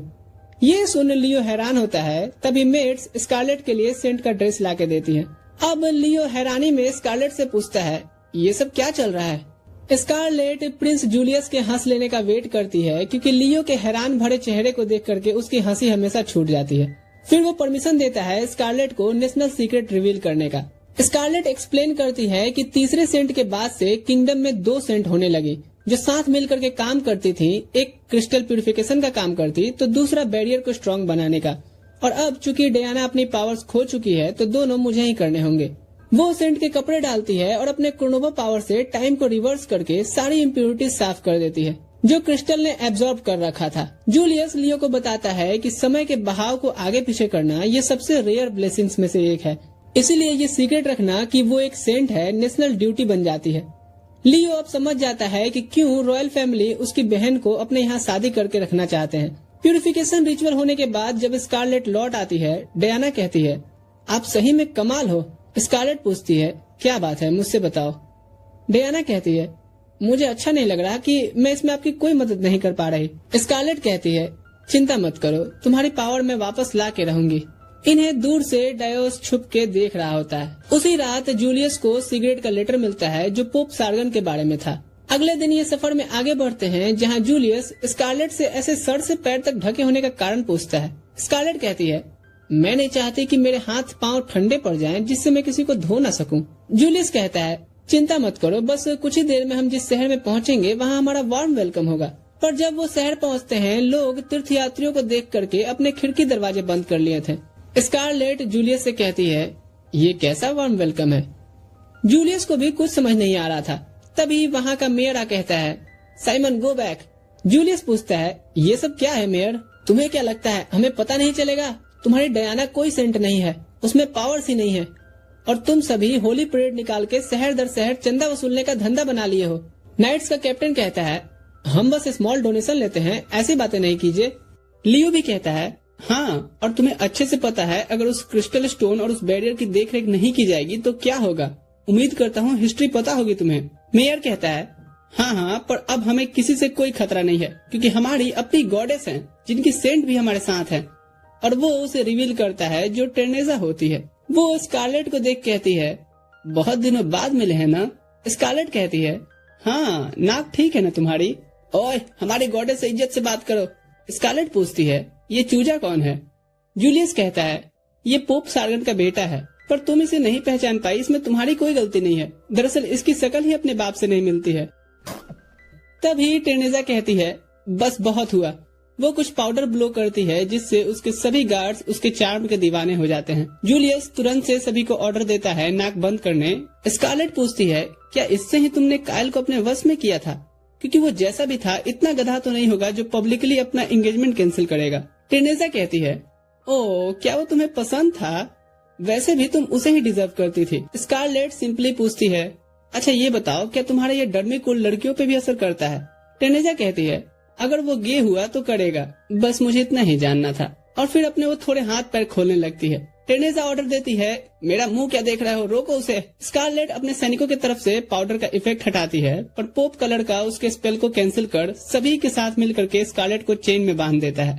वो कहता है कि पिछली बार पिटाई खाने के बाद इतना तो अकल आ ही जाएगा ना कि तुम्हें कैसे पकड़ सकते हैं। स्कारलेट कहती है, ओ सही में, देखो तुम्हें निकल नहीं पा रही। वो कहती है, तुमसे पहले मुझे मेरी कमजोरी का पता चल चुका था। ये कहते हुए वो चेन तोड़ती है। दरअसल उसका इयररिंग्स एक मैजिकल आइटम होता है। फिर क्या था, एक एक करके स्कारलेट फिर से सभी को पीटना शुरू कर देती है। जो भी आ रहे थे बस इधर उधर फेंकाए जा रहे थे। टेर्नेजा ये सब देख अपने डोमिनेटिंग बॉडीगार्ड को उसे लड़ने भेजती है, पर स्कारलेट उसके अटैक्स को आसानी से डॉज कर उसे एक लात रख के देती है, जिससे टेर्नेजा भी गिर गई थी। फिर वो उसके करीब आ कहती है, मेरे हाथ से रहा न जाए, तेरा चेहरा जब जब नजर आए। वो पंच करने वाली होती है कि एक मैजिकल स्पेल उसे रोक देता है। स्कारलेट ये देख हैरान होती है क्योंकि ये तो सेंट डियाना की पावर्स थी। तभी डियोस डियाना पे चाकू पॉइंट कर देता है। कैप्टन उसे कहता है, ये क्या कर रहा है, फिर से तुझे दौरा पड़ रहा है क्या? डियोस चाकू को और करीब ले जाते हुए कहता है, आज नहीं कैप्टन। वो रिवील करता है खुद को पामिया चर्च का जासूस बता करके। सभी उसे गद्दार कहते हैं, पर उसे कहाँ फर्क पड़ने वाला था। वो एक हाथ ले एक हाथ दे ऑफर करता है। स्कारलेट टेर्नेजा को छोड़ देती है और डियाना को भी लियो अपने पास सेव कर लेता है। इसके बाद टेर्नेजा डायोस के साथ जाते हुए कहती है, तुम्हें बुरा तो नहीं लग रहा ना कि मुझे इस बार पंच नहीं कर पाई? उनके जाते ही टू मच पावर यूज करने की वजह से स्कारलेट बेहोश होकर गिरने लगती है, जिसे आकर के जूलियस संभालता है और उसे कुछ दिन आराम करने बोलता है कि यहाँ से अब तुम मुझे संभालने दो। स्कारलेट बड़बड़ाते हुए कहती है, और आखिरी पंच मेरे लिए छोड़ देना। अपने सपने में वो खुद को सफेद बादलों के बीच पाती है। तभी उसे गॉड ऑफ टाइम कोर्नोवा आवाज देते हैं। स्कारलेट झुक के शुक्रिया अदा करती है उसे ब्लेसिंग देने के लिए। वो कहते हैं, मैंने तुम्हें हमेशा अच्छे चीजों के लिए अपनी ताकत को इस्तेमाल करते देखा है, इसलिए मैं तुमसे मिलना चाहा। मैं चाहता हूँ कि तुम डियाना की खोई पावर्स लाओ जो अब गॉडेस पामिया के पास है। फिर वो थोड़ी पीछे की कहानी बताते हैं कि कैसे गॉडेस पामिया उसके प्यार में पागल थे, पर इसके साथ साथ उसके अंदर जेलिसी भी थी। उसे बिल्कुल पसंद नहीं आता था जब मैं ह्यूमंस को ब्लेसिंग्स देता था, और जब मैंने तुम्हें और डियाना को ब्लेसिंग दी वो उन्हें छीन लेने की कोशिश की। पर क्योंकि गॉड डायरेक्ट ह्यूमन वर्ल्ड में नहीं जा सकते तो उसने एक बॉडी तैयार किया और ह्यूमन वर्ल्ड से एक सोल निकाल करके उसमें डाला, और ऐसे टेर्नेजा का जन्म हुआ था। और अब वो उसके सहारे ही इंटरेक्ट करती है। उसका मकसद है तुम्हें और डियाना के किंगडम में बुरी आदतें, बुरी चीजें भर के बर्बाद कर देना। स्कारलेट कहती है, ये गॉडेस तो लात खाने वाला काम कर रही है। कोर्नोवा कहते हैं, बिल्कुल सही कहा। वो उसे एक पॉकेट वॉच देते हैं जिसका यूज करके टेर्नेजा से डियाना की पावर्स निकाली जा सकती है। फिर वो उसे एक और ब्लेसिंग देते हैं उसकी पावर को मैक्स करके, जिससे उसके सिल्वर हेयर से ब्लैक धब्बे भी चले गए थे। स्कारलेट पूछती है, क्या मैं थोड़ा प्रैक्टिस कर सकती हूँ? और कोर्नोवा तुरंत से कुछ करप्ट नॉवेल्स के शकल जैसे पंचिंग बैग समन करते हैं। स्कारलेट कहती है, थैंक्स, और अब मैं इसे रियल लाइफ में यूज करने को काफी एक्साइटेड हूँ। सीन शिफ्ट होता है 7 साल पहले, जब हम डियाना को देखते हैं अपनी सहेली से झगड़ा करके उसे जीभ चिढ़ाते हुए। उसी रात उसकी मॉम उसे एक सेंट की स्टोरी सुना रही होती हैं, जो उसे काफी इंस्पायरिंग लगता है। वो सोचती है, क्या मैं इतनी काइंड बन पाऊंगी जो दूसरों को हर हाल में प्रोटेक्ट करे? मैं तो अपनी दोस्त से ही झगड़ा करती हूँ। उसे नींद आती है और सपने में उसे एक मेडन कुछ पावर्स देती है। अगली सुबह वो देखती है कि उसके हाथों से कुछ ग्लो कर रहा है। वो आके सभी को बताती है कि मैं सेंट बन गई हूँ। सभी कहते हैं हाँ ठीक है, जाओ जाके ब्रश कर लो। नहीं यकीन हो रहा ना, रुको अभी दिखाती हूँ। और ऐसे सभी को पता चला कि उसके अंदर मैजिकल पावर्स हैं। गांव के सभी लोग उसके घर के बाहर आकर के प्रे करने लगे। डयाना इन सभी अटेंशन से खुश नहीं थी कि तभी वो अपनी उसी सहेली को देखती है और उसके पास आकर के माफी मांगती है। लेकिन वो कहती है मुझे माफ कर दीजिए, मैं आपके दोस्ती के लायक नहीं हूँ। और उस दिन के बाद से एक साधारण लड़की की लाइफ खत्म हो गई। डायनिज्म के लोग आकर के रिक्वेस्ट करते हैं उनके साथ चलने को। वो नहीं जाना चाहती थी, पर मानवता की रक्षा के लिए उसे जाना ही पड़ता है। रास्ते में उसे पता चलता है कि इससे पहले जो सेंट डयाना थी वो गुजर गई हैं और अब उसे ही किंगडम को प्रोटेक्टेड रखना है। डयाना सोचती है कि इन्हें भी बस मेरी पावर्स ही चाहिए। वहाँ पहुँच वो पहली बार स्कारलेट से मिलती है। दोनों साथ में मिलकर के सीखते हैं और काम करते हैं। एक रात डयाना कहती है दीदी आप हर चीज में इतनी परफेक्ट कैसे हो, बल्कि मैं तो अपनी सेंट पावर्स के बिना कुछ भी नहीं हूँ। स्कारलेट कहती है ऐसा नहीं है, तुम जब हंसते खेलते हुए अपना काम करती हो ना तो लोगों को वो भी अच्छा लगता है, और वो कोई सेंट पावर्स तो नहीं है ना। उसके समझाने के बाद भी डयाना अंदर से खुश नहीं थी। वो सोचती है कि क्या सही में सारे लोग ऐसे ही सोचते हैं। प्रेजेंट में सिगरेट आकर के बताता है कि प्रिंस जूलियस तुमसे मिलना चाहते हैं। वो अंदर आती है और स्कारलेट को अभी भी बेहोशी की हालत में ही देखती है। तभी जूलियस अंदर आता है और उसे गुस्से भरी नजरों से देखता है। डयाना कहती है तो आपको पता चल गया कि मैं भी डियोस के साथ मिली हुई थी। जूलियस कहता है हाँ, हाई रैंक के पामनिज्म वाले लोगों ने बताया कि तुम पिछले 1 साल से उन्हें डायनिज्म के सीक्रेट इन्फॉर्मेशन दे रही थी। डयाना कहती है तो क्या आप मुझे भी अरेस्ट करेंगे? जूलियस कहता है नहीं, ये धर्म का मामला है जिससे किंगडम में दंगे शुरू हो सकते हैं, और अगर स्कारलेट जगी होती तो वो भी ऐसा कुछ नहीं होने देती। पर मैं ये जानना जरूर चाहूंगा कि तुमने ऐसा किया क्यों? जैसे ही डयाना कुछ बोलने जाती है उन्हें काफी तेज चमकीली रोशनी दिखाई देती है और पता चलता है कि टेनेजा ने एक क्रिस्टल बैरियर को तोड़ दिया है। ननाका यहीं खड़ा इनकी बातें सुन रहा था। वो बताते हैं कि फाल्कोनिया एम्पायर इस मिशन में हमारे साथ हैं, पर वेंकिस की तरफ से हमें कोई खबर नहीं मिली। दूसरा कहता है चिंता नहीं करो, वेंकिस और पेरिस्टियन सदियों से एक दूसरे के दुश्मन हैं, इसलिए उन पे जब हमला होगा तो मदद नहीं करेंगे।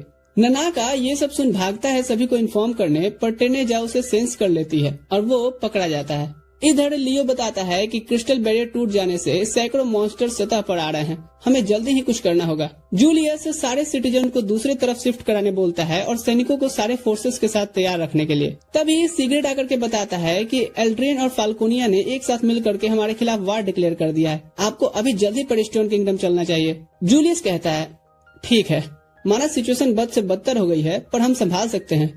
वो लियो को यहाँ की जिम्मेदारी देकर के जाता है। ये सब इधर डयाना खिड़की से देख रही होती है कि बाहर कितना केओस मचा हुआ है। वो कहती है मैंने नहीं सोचा था कि ऐसा कुछ हो जाएगा, मैं किसी काम की नहीं हूँ, मैं जिसे सबसे ज्यादा प्यार करती हूँ उन्हें ही धोखा दिया, क्यों? तभी डियोस आकर के कहता है अभी तुम्हारा काम खत्म नहीं हुआ है। डयाना गुस्से में उसे यहाँ से जाने बोलती है कि वो अब उसका कोई काम नहीं करेगी। डियोस कहता है तुम बस अपने उस मिशन से थोड़ी ही दूर हो। डयाना याद करती है कि उसने क्यों सबको धोखा दिया। जब अचानक से वो अपना सेंट पावर्स खो दी थी, सभी प्रीस्ट कहने लग गए कि ये तो बेकार है, काश हमें कोई दूसरी सेंट जल्दी ही मिल जाए। डयाना काफी गुस्सा होती है, अपना स्टाफ तोड़ने बढ़ती है, पर तभी डियोस आकर के खुद को नए नाइट की तरह इंट्रोड्यूस करता है।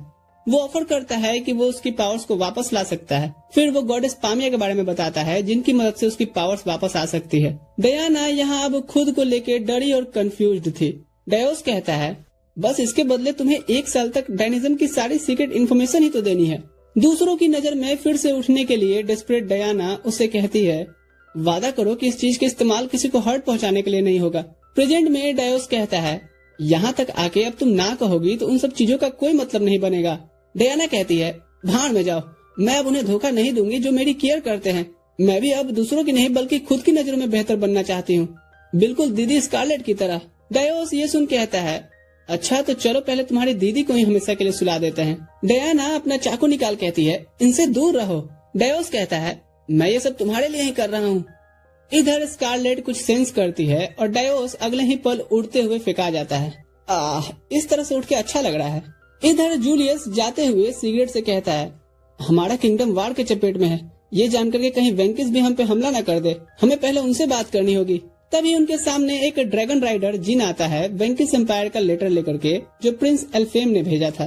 दूसरी ओर होली नाइट डियोस से कहते हैं एक बार इन मॉन्स्टर से निपट लें फिर तेरी खबर लेते हैं बच्चे। डियोस कहता है मैं भी आता हूँ ना मदद करने, कोई मेरे दिल की भी तो सुनो। तभी स्कारलेट यहाँ आती है और डेयोस कहता है, ओह हाय, सॉरी, बाय। स्कारलेट उसे भागने से पकड़ लेती है और कहती है, मुझे एक बात जाननी है। जब डयाना उस परेड में गिर रही थी, मैंने नोटिस किया कि तुम पहले शख्स थे जो उसकी मदद के लिए बढ़ रहे थे। ये चीज मुझे ठीक वैसा ही लगा जैसा मेरा भाई लियो मेरे लिए केयर करता है। डेयोस कहता है, आप सही में स्मार्ट लेडी हो। दरअसल डयाना मेरी सौतेली बहन है। मैं एल्फ माँ से हूँ, लेकिन हमारे डैड सेम है। उस दिन मैं उस इंसान को पीटने आया था जिसने मेरी माँ को छोड़ दिया, पर वहाँ मैंने क्यूट सी एक लड़की को देखा। उसे उस इंसान के साथ इतना चीयरफुल और खुश देख करके मैंने अपने बदले की भावना छोड़ दी। पर मुझे जब पता चला कि वो अपनी पावर्स खोने की वजह से काफी परेशान रहने लगी है, तो मैंने टेर्निजा से समझौता किया उसकी पावर्स लाने में मदद करने के लिए। पर अब मेरी क्यूट सिस्टर को उसकी पावर्स चाहिए ही नहीं, तो मैं अब उन पामनिज्म वालों को भी धोखा देने वाला हूँ। वो स्कारलेट को एक लेटर देता है जिसमें पामनिज्म के कुछ सीक्रेट्स थे, पर स्कारलेट उसे बिना ओपन किए ही फाड़ देती है। तुम्हें क्या लगता है, एक कागज के टुकड़े पर मैं भरोसा करूंगी? तुम्हारे मुंह से बोली गई 1000 झूठ उसके सामने कम है जो तुमने दिल से एक बार सच बोल दिया। डेयोस के पास आने से पहले डयाना उसे पहले ही बता देती कि क्यों उसने ऐसा किया। स्कारलेट कहती है, तुमने फिर भी अपने लोगों का विश्वास तोड़ा है और तुम्हें उन सबसे माफी मांगनी चाहिए, और वो जो सजा दे तुम्हें स्वीकार करना होगा। डयाना कहती है, मैं ऐसा ही करूंगी, अब मैं खुद से नहीं भागूंगी। प्रेजेंट में स्कारलेट सोचती है वो इस घोंचू के सोच से ज्यादा ताकतवर है। इधर शहर में लियो अपनी पावर से मॉन्स्टर्स को अपनी तरफ बढ़ते देखता है। लोग शहर खाली करने में लगे थे और डयाना छोटे बच्चों को चुप करवा रही होती है। लियो आखिरी अनाउंसमेंट करवाता है, जल्दी करो, सूर्यास्त से पहले हमें शहर खाली करना होगा। रात में ये लोग फिर कैंप लगा करके रुके होते हैं। स्कारलेट थोड़ी देर अकेले में उन सभी चीजों को सोचती है जो गॉड ने उससे कहा था। उसे भी शहर पर होने वाले खतरे का आभास होता है। तभी वो गॉड क्रोनोवा के दी गई वॉच को देखते हुए सोचती है, मुझे डयाना की पावर्स भी वापस लानी है, पर उससे भी पहले मुझे कुछ जरूरी काम निपटाने हैं। तभी अचानक जूलियस झाड़ियों के पीछे से सामने आ जाता है। आप यहाँ क्या कर रहे हैं प्रिंस? आपको तो कैपिटल में होना चाहिए था। जूलियस कहता है, मैं कैपिटल गया था, कुछ जरूरी काम निपटाया और फिर वापस तुमसे मिलने आ गया। क्या मेरे साथ कैच कैच खेलोगी जिससे मूड हल्का हो सके? स्कारलेट को उसकी बातें अजीब लगती हैं। वो कहती है, आपने काफी मेहनत की होगी, क्या आपकी सर सहला दूं? ये सुनते ही जूलियस के कान पपीज जैसे निकल आते हैं, लेकिन तुरंत ही गायब हो जाते हैं जब वो स्कारलेट से कहता है कि वो कोई पालतू कुत्ता थोड़ी है जो सर पर हाथ फेरने से खुश हो जाएगा।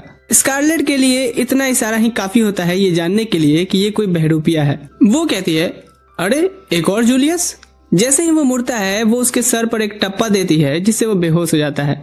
ये और कोई नहीं, ननाका होता है। वो समझ जाती है कि ननाका को टेर्निजा कंट्रोल कर रही थी। वो उसे अपनी बाहों में उठा लेती है, खुश होते हुए कि वो आखिरकार सही सलामत वापस आ गया, और सोचती है कि आज तो तुम मेरे हाथ से मर ही जाते। जब वो लोग गाड़ी में सफर कर रहे होते हैं, ननाका स्कारलेट की गोद में होश में आता है। वो हैरान होता है कि क्या चल रहा है। तभी स्कारलेट को देख वो तुरंत अपने मिशन में नाकाम होने के लिए माफी मांगता है और बताता है कि कैसे पामियंस दुश्मन देशों के साथ मिल करके काम कर रहे हैं। लेकिन स्कारलेट उसे दुलार करते हुए कहती है, तुम रिलैक्स रहो, मुझे सब पता है। वो उसे बताती है कि हम इसी बारे में बात करने के लिए एक स्ट्रेटजी मीटिंग में जा रहे हैं। और स्कारलेट ये सोच खुश होती है कि अगर जंग हुई तो उसे कितने बुरे लोगों को पीटने का अवसर प्राप्त होगा। स्ट्रेटजी मीटिंग शुरू होती है और जूलियस बताता है कि कैसे पेलेस्टियन किंगडम चारों तरफ से ताकतवर देशों से घिरा हुआ है। उत्तर में फाल्कोनिया, पश्चिम में एल्ड्रेंड, पूरब में वेंकिस और दक्षिण में लिंडबर्ग। स्कारलेट जानती है कि ये सब देश पैलेस्टीन से ज्यादा ताकतवर हैं, लेकिन अब तक शांति बनी हुई थी। जूलियस बताता है कि जैसे ही पैलेस्टीन किंगडम का प्यूरिफिकेशन सर्कल तोड़ा गया, फाल्कोनिया और एल्ड्रेंड ने जंग का ऐलान कर दिया, और उसके साथ साथ हमें उन बैरियर से आ रहे मॉन्स्टर्स का एक बड़ा झुंड का भी सामना करना है, जो लगभग 50,000 होंगे। कैप्टन कहता है कि उनसे लड़ने के लिए तो पूरी रॉयल आर्मी चाहिए होगी। जूलियस बताता है कि मॉन्स्टर्स सीधा कैपिटल की तरफ बढ़ रहे हैं, बिना कहीं और तबाही मचाए। ऐसा लगता है कि जैसे कोई उन्हें गाइड कर रहा हो। वहीं फाल्कोनिया और एल्ड्रेंड की सेना बॉर्डर पर तैनात है, लेकिन उन्होंने भी अभी तक हमला शुरू नहीं किया है। वो शायद इंतजार कर रहे हैं कि जब हमारी सेना मॉन्स्टर से लड़कर थक जाए, ताकि वो कमजोर हालत में पा करके हमला कर सकें। ये चीज रियलाइज कर सबके चेहरे पे बाड़े बच जाते हैं। तभी जूलियस कहता है, मेरे पास एक अच्छी खबर भी है। अभी कुछ दिन पहले ही एक पड़ोसी देश ने मुझसे कांटेक्ट किया है। वो पैलेस्टीन की मदद करना चाहते हैं। वो प्रिंस एल्फेम और उसके असिस्टेंट जिन को बुलाता है और बताता है कि उन्होंने पैलेस्टीन और वेंकिस के बीच अलायंस किया है। ये देख करके सब हैरान रह जाते हैं, लियो तुरंत इस चीज का विरोध करता है कि जिस आदमी ने गॉडविन को भड़काया और गंदे करामों से हमारे किंगडम को अंदर से खोखला करना चाहा, उसके साथ अलायंस कैसे हो सकता है। मीटिंग में मौजूद कई और लोग भी लियो के बात से सहमत होते हैं और जूलियस को अपने इस फैसले पर दोबारा सोचने को कहते हैं। तभी स्कारलेट कहती है, मुझे पूरा भरोसा है कि प्रिंस जूलियस ने अच्छे से सोच करके ये फैसला किया होगा, लेकिन जूलियस आपको इसका भी जवाब देना होगा कि जिस किंगडम ने हमें नुकसान पहुंचाया उसके अलायंस को क्यों माना जा रहा है। तभी एल्फेम सीट लेते हुए स्कारलेट को एक आंख मारता है और वो गुस्से से भर आती है।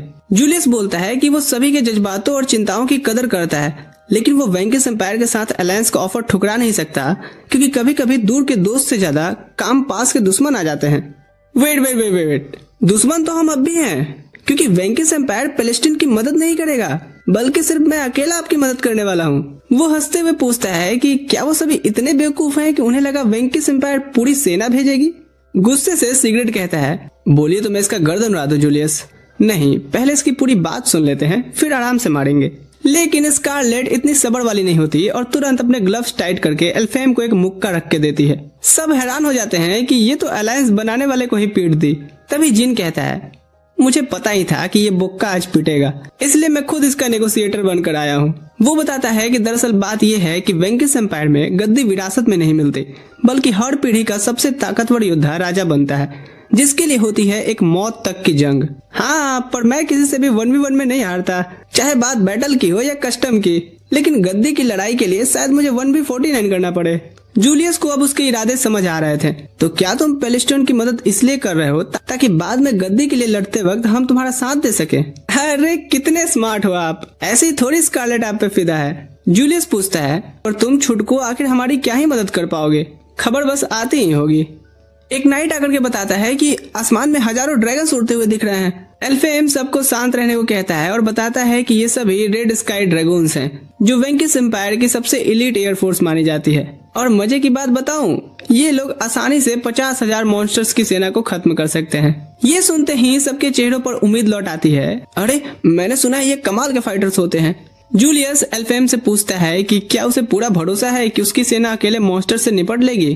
अरे हाँ, ये रोजाना डीमन कॉन्टिनेंट से आने वाले भयानक उड़ते हुए मॉन्स्टर से लड़ा करते हैं। पैलेस्टीन के उन सैनिकों जैसे कमजोर नहीं है जो प्रोटेक्शन बैरियर के अंदर रह करके खुद को काबिल समझते हैं। जूलियस मानता है कि हाँ, हमारे सैनिक मॉन्स्टर से लड़ने के लिए काबिल नहीं है, क्योंकि मॉन्स्टर्स बातचीत या समझौता की भाषा नहीं समझते।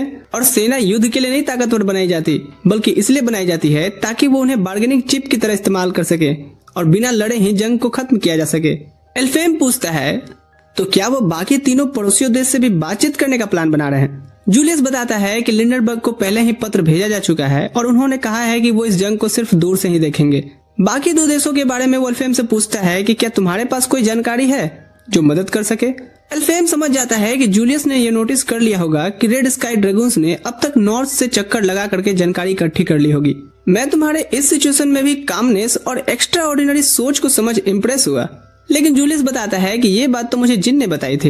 एल्फेम हैरान होता है तो जिन कहता है, हाँ बे बोक्का, तो कुछ ज्यादा ही ओवर थिंकिंग करता है। मैंने अलायंस को कामयाब बनाने के लिए पहले ही ग्राउंड वर्क कर दी थी और जूलियस को जानकारी देकर के उसका भरोसा जीता। एल्फेम कहता है, हाँ ये भी अच्छा आइडिया था। ननाका धीरे से स्कारलेट से कहता है कि एल्फेम तो जिन की बदतमीजी पर भी गुस्सा नहीं हुआ, वो शायद एक काइंड लीडर है। स्कारलेट कहती है, वो बस एक अजीब पागल इंसान है। तभी एल्फेम खड़ा होकर के बताता है कि उन्होंने नॉर्थ के जंगल में फाल्कोनिया की सेना देखी है। उनके साथ कुछ एल्फ्स और बीस्ट फोक्स भी थे, लेकिन उनकी संख्या कम थी। वो कहता है कि वो इतनी कम संख्या थी जैसे कि उनकी कोई मेन आर्मी नहीं है, बल्कि कोई स्काउटिंग टीम है। जूलियस इस इंफॉर्मेशन पे कहता है कि फाल्कोनिया कभी भी अपना टेरिटरी बढ़ाने के लिए तो अटैक्स नहीं करते। मुझे पूरा यकीन है कि कोई और चीज उन्हें हम पर हमला करने के लिए भड़का रही है। तो इसका कंक्लूजन ये निकलता है कि फाल्कोनिया को बातचीत से मनाया जा सकता है, और अगर फाल्कोनिया पीछे हट जाए तो इस चीज को दिखा करके हम एल्ड्रेंड से भी अपनी बात मनवा सकते हैं। फिर वो सोचता है कि फाल्कोनिया के पास बातचीत के लिए किसको भेजा जाए। वो डायोस की तरफ देखता है और कहता है कि वो हाफ एल्फ और हाफ ह्यूमन है और चुपके से दुश्मन के कैंप में घुसने में भी काफी माहिर है, तो वही इसके लिए सही रहेगा। मैं भी जाऊं क्या? क्योंकि मेरे कुछ परिवार के लोग भी शायद इनकी सेना में हों और मुझे पता है कि वो लड़ाई पसंद नहीं करते, इसलिए मैं उन्हें पीछे हटने के लिए मना सकता हूँ। जूलियस इस पर सहमत हो जाता है और घोषणा करता है कि डायोस और ननाका फाल्कोनिया की सेना के पास जाकर के बातचीत करेंगे। मीटिंग यही खत्म होती है। मीटिंग के बाद स्कारलेट देखती है कि डायोस और ननाका इस बात पर बहस कर रहे होते हैं कि कौन से रास्ते से जाया जाए। वो उन्हें इग्नोर करती है और सिगरेट के पास जाती है, जो नाइट्स के ग्रुप को समझा रहा होता है जो एल्ड्रेंड के हमले की स्थिति में फ्रंट लाइन पर जाने वाले हैं। स्कारलेट अपनी खूबसूरती और शालीनता से उन सबको प्रभावित कर देती है और नाइट्स अपनी तलवारों पर हाथ रख के कसम खाते हैं कि वो अपने किंगडम की रक्षा करेंगे। स्कारलेट मुस्कुरा करके कहती है कि वो भी अपने मुक्कों की कसम खाती है कि उस किंगडम को बचाएगी। इतना क्या है, वो अपने पेट रेक्स पर बैठती है और सेना के ऊपर से उड़ जाती है। लियो घबरा जाता है कि अब ये कहाँ चली, जबकि जूलियस सिर्फ हाथ हिला करके उसे बाय करता है। स्कारलेट जल्द ही रेड स्काई ड्रैगन्स के कैंप में पहुंच जाती है, जहां 2 गार्ड तुरंत उसे पकड़ने के लिए आगे बढ़ते हैं। स्कारलेट शांत तरीके से उन्हें ग्रीट कर अपना इंट्रो देती है और एल्फेम से मिलने की बात करती है। वो गार्ड्स उसका नाम सुन ही हैरान रह जाते हैं, क्योंकि उनके बीच स्कारलेट ऐसे फेमस है जैसे वो एल्फेम से शादी करने वाली है। इतना तक तो कम था, पर ये सुनते ही स्कारलेट और ज्यादा गुस्से में जाती है जब गार्ड्स कहते हैं कि ये ड्रैगन रेक्स ही तो एल्फेम का शादी का दिया तोहफा है। तभी एल्फेम वहां जाता है और स्कारलेट रेक्स को हुक्म देती है कि जरा इस दूल्हे को हल्के आंच पर पकाना तो। रेक्स तुरंत से आग उगलता है और एल्फेम पर फ्लेम ब्रेथ छोड़ देता है, लेकिन उस पर इसका कोई असर नहीं होता। उल्टा उसके सैनिक स्कारलेट की हिम्मत और डेयरिंग को देख करके कहते हैं, हमारी रानी कितनी सॉलिड है ना। खैर, एल्फेम सबको लड़ने के लिए तैयार होने का हुक्म देता है और स्कारलेट से कहता है कि वो उसका जलवा देखने के लिए बेचैन है। ड्रैगन राइडर्स जल्द ही मॉन्स्टर ग्रुप तक पहुंच जाते हैं और स्कारलेट एक ग्रुप चुनती है जिससे वो पीटने वाली होती है। ये कितने पंचेबल लग रहे हैं, और उन्हें पीटते हुए नाचते हुए पीटना शुरू कर देती है। तभी एल्फेम आकर के पूछता है कि क्या उसे मजा आ रहा है। हाँ, पर मुझे गंदी शक्ल से भी ज्यादा मजा गंदी सोच रखने वाले लोगों को पीटने में आता है। तभी कुछ ड्रैगन राइडर्स दौड़ते हुए आकर के बताते हैं कि उनका सामना एक बड़े से पिग मॉन्स्टर से हो गया है, जिसने उनमें से एक को बंदी भी बना लिया है। स्कारलेट सोचती है, अब होंगी ना मैं सेटिस्फाइड, गंदी शक्ल के साथ साथ गंदी सोच वाला जो मिल गया है। एल्फेम उसे उस जाइंट पिग मॉन्स्टर के पास ले आता है जो छोटे पिगीज के ग्रुप का लीडर है। स्कारलेट पहले बड़े पिग के मम्मी का शुक्रिया अदा करती है कि उन्होंने इस सुअर के बच्चे को पैदा किया ताकि तू आज मेरे मुक्का खा सके। ये सुन करके वो सुअर गुस्सा हो जाता है। वो स्कारलेट को बताता है कि पहले वो भी आम सा था, लेकिन गॉडेस पामिया के ब्लेसिंग से दोबारा जन्म लेकर के सुअरों का गॉड बन गया है। वो अपने मिनियंस को हुक्म देता है कि पकड़े गए ड्रैगन राइडर को सामने लाया जाए ताकि एक एग्जाम्पल दिखा सके। फिर वो स्कारलेट को बताता है कि उसका पसंदीदा खाना इंसानी औरतें हैं।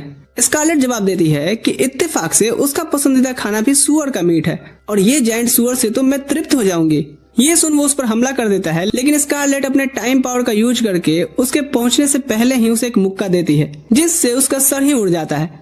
पूरे ग्रुप में डर का माहौल आ जाता है, लेकिन स्कारलेट जानती है कि ये आसानी से नहीं बल्कि सुअर की मौत ही मरेगा। तभी उसका सर उसके सीने के बीच में से निकल आता है और वो कहता है कि वो अपना सर अपने शरीर के अंदर कहीं भी ले जा सकता है। तो चलो फिर एक खेल खेलते हैं जिसमें तुम अपना सर छुपाना और मैं उसे ढूंढ करके पचका करूंगी।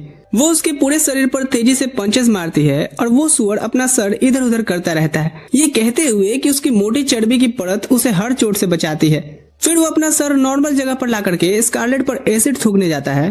तभी रेक्स स्कारलेट की मदद के लिए आता है और उसका सर पकड़ करके 180 डिग्री घुमा देता है, जिससे वो अपने ही मिनियंस पर एसिड थूक दिया था। फिर भी वो सुअर को पूरा भरोसा होता है कि स्कारलेट के पंचेस उस पर असर नहीं करेंगे, पर अचानक से उसका शरीर अंदर से फूलने लगता है। उसे समझ नहीं आता कि ये क्या हो रहा है। तब स्कारलेट बताती है कि उसने टाइम को स्लो करके एक ही जगह पर 100 बार मुक्के मारे हैं ताकि उनकी एनर्जी एक जगह से ही उसे जिंदा पका दे, और होता भी कुछ ऐसा ही है।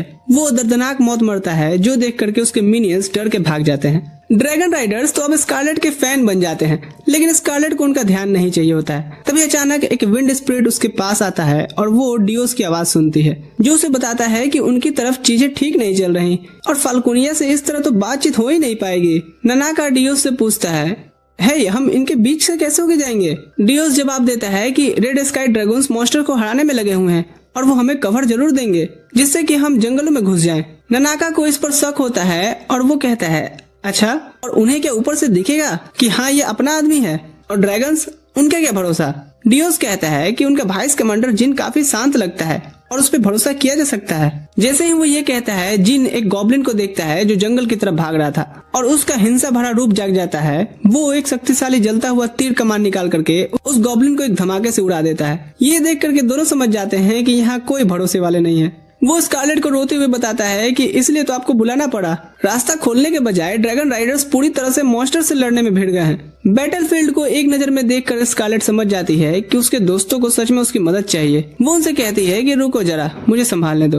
वो अपने ड्रैगन पर बैठ करके बैटलफील्ड के ऊपर आ जाती है। उसकी नजर एल्फेम पर पड़ती है जो बड़े बड़े मॉन्स्टर्स का स्टेमिना चेक कर रहा होता है। जैसे ही उसे दूर से स्कारलेट दिखाई देती है, वो मॉन्स्टर्स को फ्लेम अटैक से जला देता है ताकि उसका स्वागत कर सके। स्कारलेट उससे बात करने आती है, तभी एल्फेम पूछता है, सूअरों के लीडर को मारने के बाद 2 शब्द कुछ कहना चाहेंगी?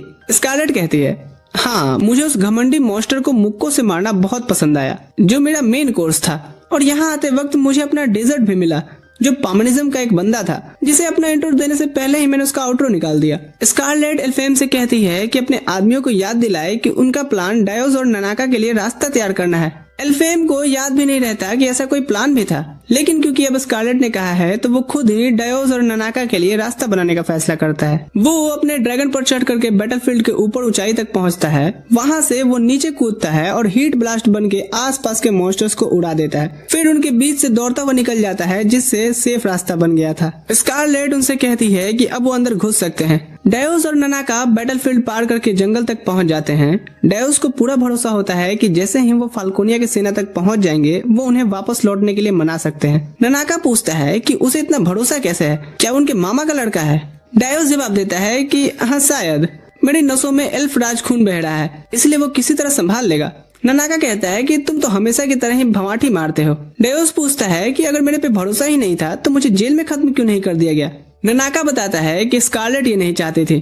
वो बताता है कि भले ही वो बाहर से कठोर दिखती हो, पर जिन पर वो भरोसा करती हैं, उनके लिए फिर सबसे ज्यादा काइंड और केयरिंग हो जाती हैं। भले ही तुमने उनका भरोसा तोड़ा हो, लेकिन फिर भी वो तुम्हें दोबारा मौका दी है, और इसीलिए मुझे भी तुम पर भरोसा है। ये सुन करके डायोस हैरान रह जाता है और पूछता है कि सब लोग इतना आसानी से भरोसा कैसे कर लेते हैं? धोखा देने वालों से तो नफरत करनी चाहिए। ननाका पूछता है, तुम ऐसी बातें क्यों कर रहे हो? तुम किसी से नफरत करते हो क्या? डायोस कहता है कि उसे अपने क्लैन के लोगों से नफरत है, जिन्होंने उसे बोझ कह करके गांव से निकाल दिया था। वो लगभग अपने निकम्मे बाप का भी नाम लेने वाला था, लेकिन डियाना का ख्याल आते ही चुप हो जाता है। वो कहता है कि पर अब मुझे खुद नहीं पता कि मैं अपने क्लैन से नफरत करता भी हूँ या नहीं।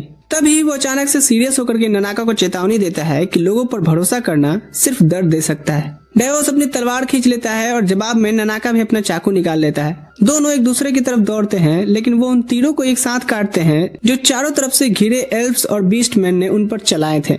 ननाका उन पर ट्रेनेजा की महक महसूस करता है और डायोस को बताता है कि लगता है कि ये सब ब्रेन वॉश किए गए हैं। इनसे बात और मुश्किल हो जाती है, क्योंकि ब्रेन वॉश हुए लोगों से बातचीत तो हो ही नहीं सकती, और अगर हम इन्हें मारते हैं तो बातचीत के चांसेस भी कम हो जाएंगे। तभी एक बीस्टमैन उन पर झपटता है और ननाका समझ नहीं पाता कि वो क्या करे। अचानक किसी का स्पेल उस बीस्टमैन पर पड़ता है और वो बेहोश होकर गिर गया था। एक एक करके बाकी एल्फ्स और बीस्टमैन भी गहरी नींद में चले जाते हैं।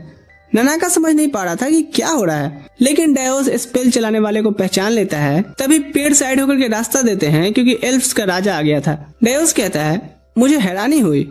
राजा पूछता है कि और मुझे भी, कि तुम यहाँ क्या कर रहे हो?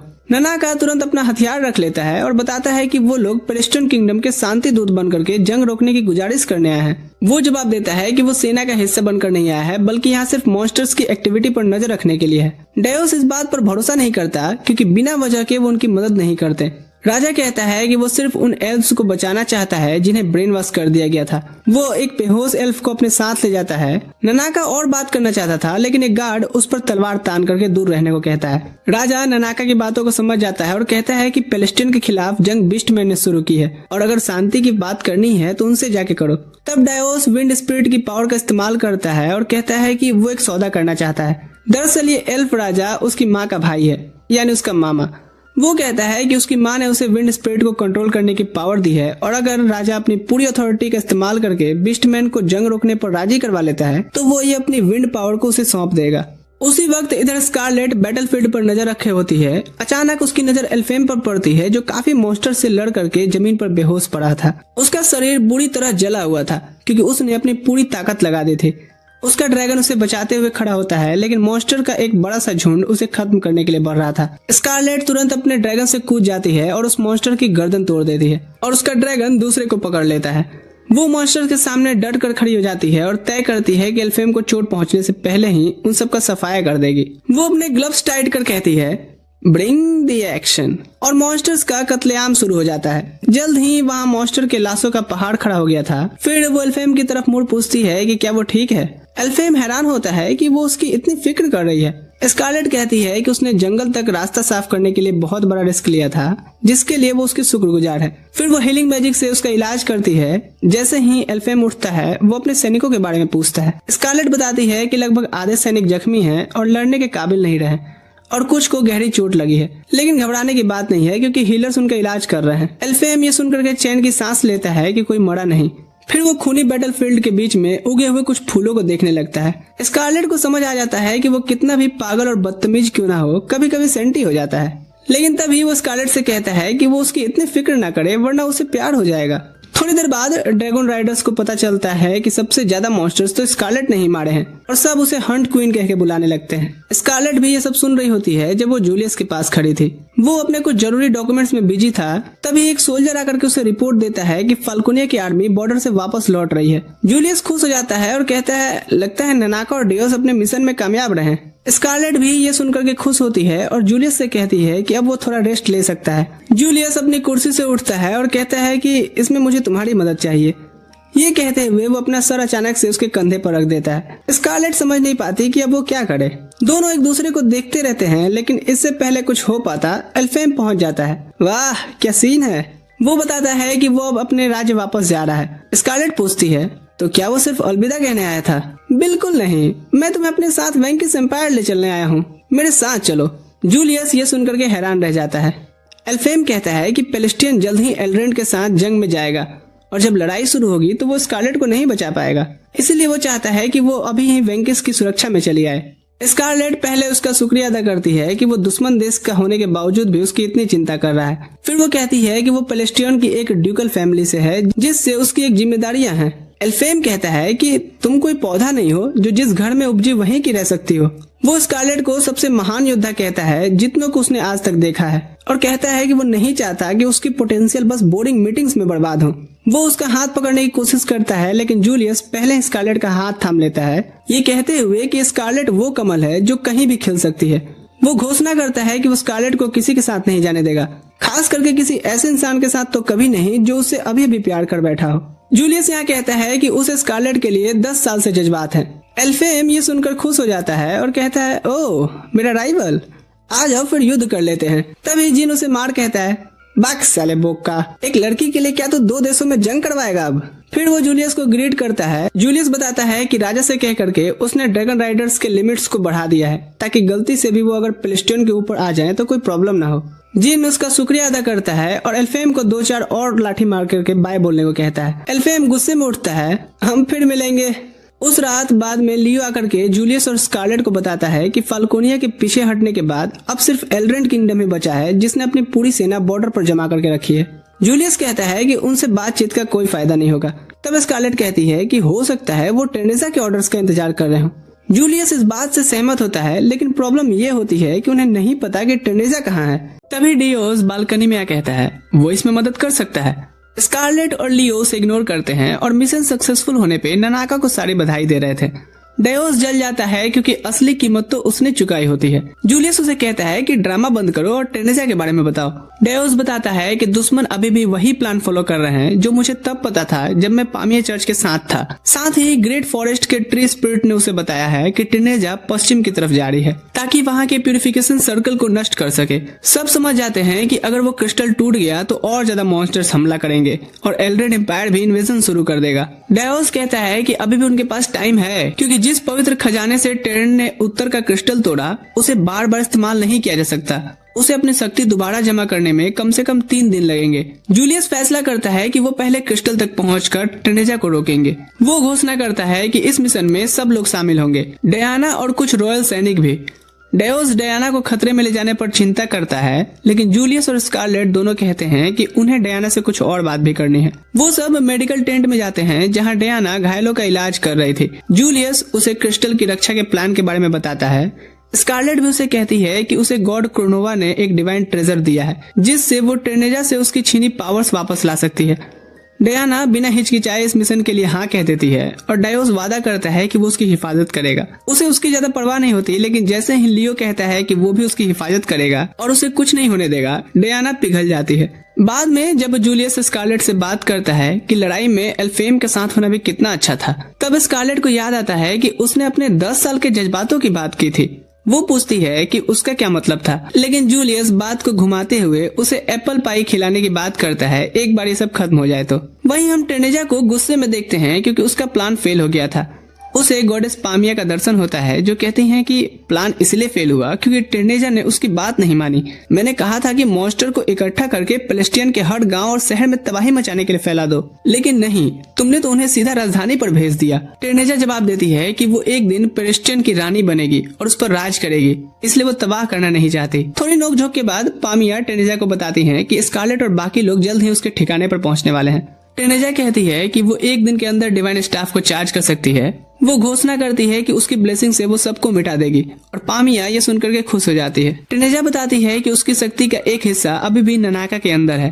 वो उसे स्लीपर सेल की तरह एक्टिवेट करती है और इस चीज का इस्तेमाल करके वो जूलियस पर ब्रेन वॉशिंग का जादू चलाती है। सीन शिफ्ट होता है जहाँ सभी पश्चिम की तरफ उड़ जाते हैं। देखते हैं कि अभी तो डयाना वाले परेड में ये शहर कितना खुशहाल हुआ करता था, लेकिन सिर्फ एक हमले में सब बर्बाद हो गया।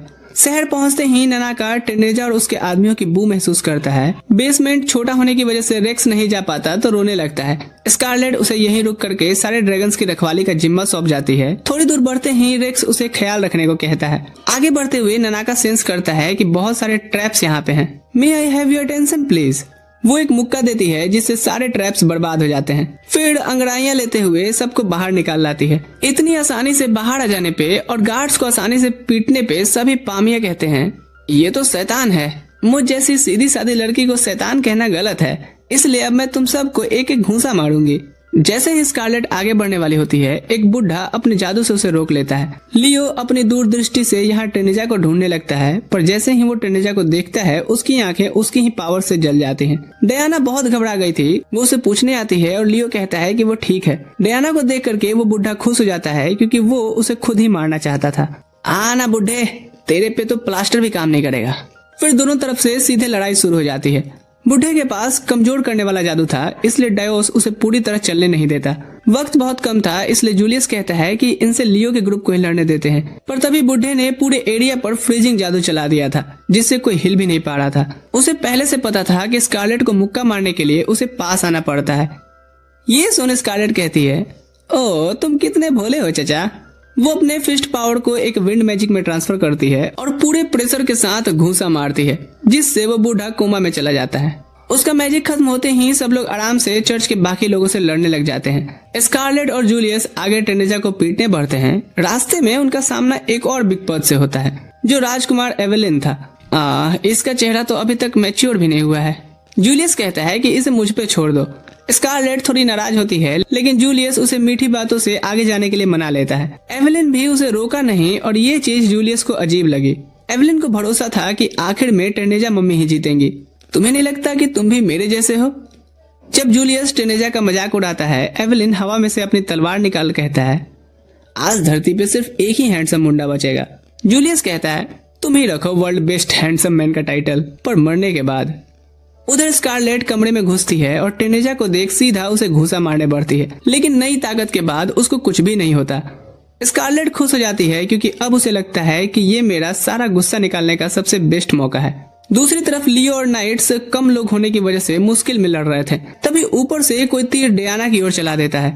डायोस ये नोटिस करता है और टाइम पर आकर के डयाना को बचा लेता है, लेकिन अपनी विंड स्पीड ना होने की वजह से वो भाग नहीं पाया था और उड़ता तीर ले बैठता है। इधर टेनेजा काफी ज्यादा पावरफुल हो चुकी थी। उसकी एक्साइटमेंट देख करके स्कारलेट भी कहती है, देखें जरा किसमें कितना है दम।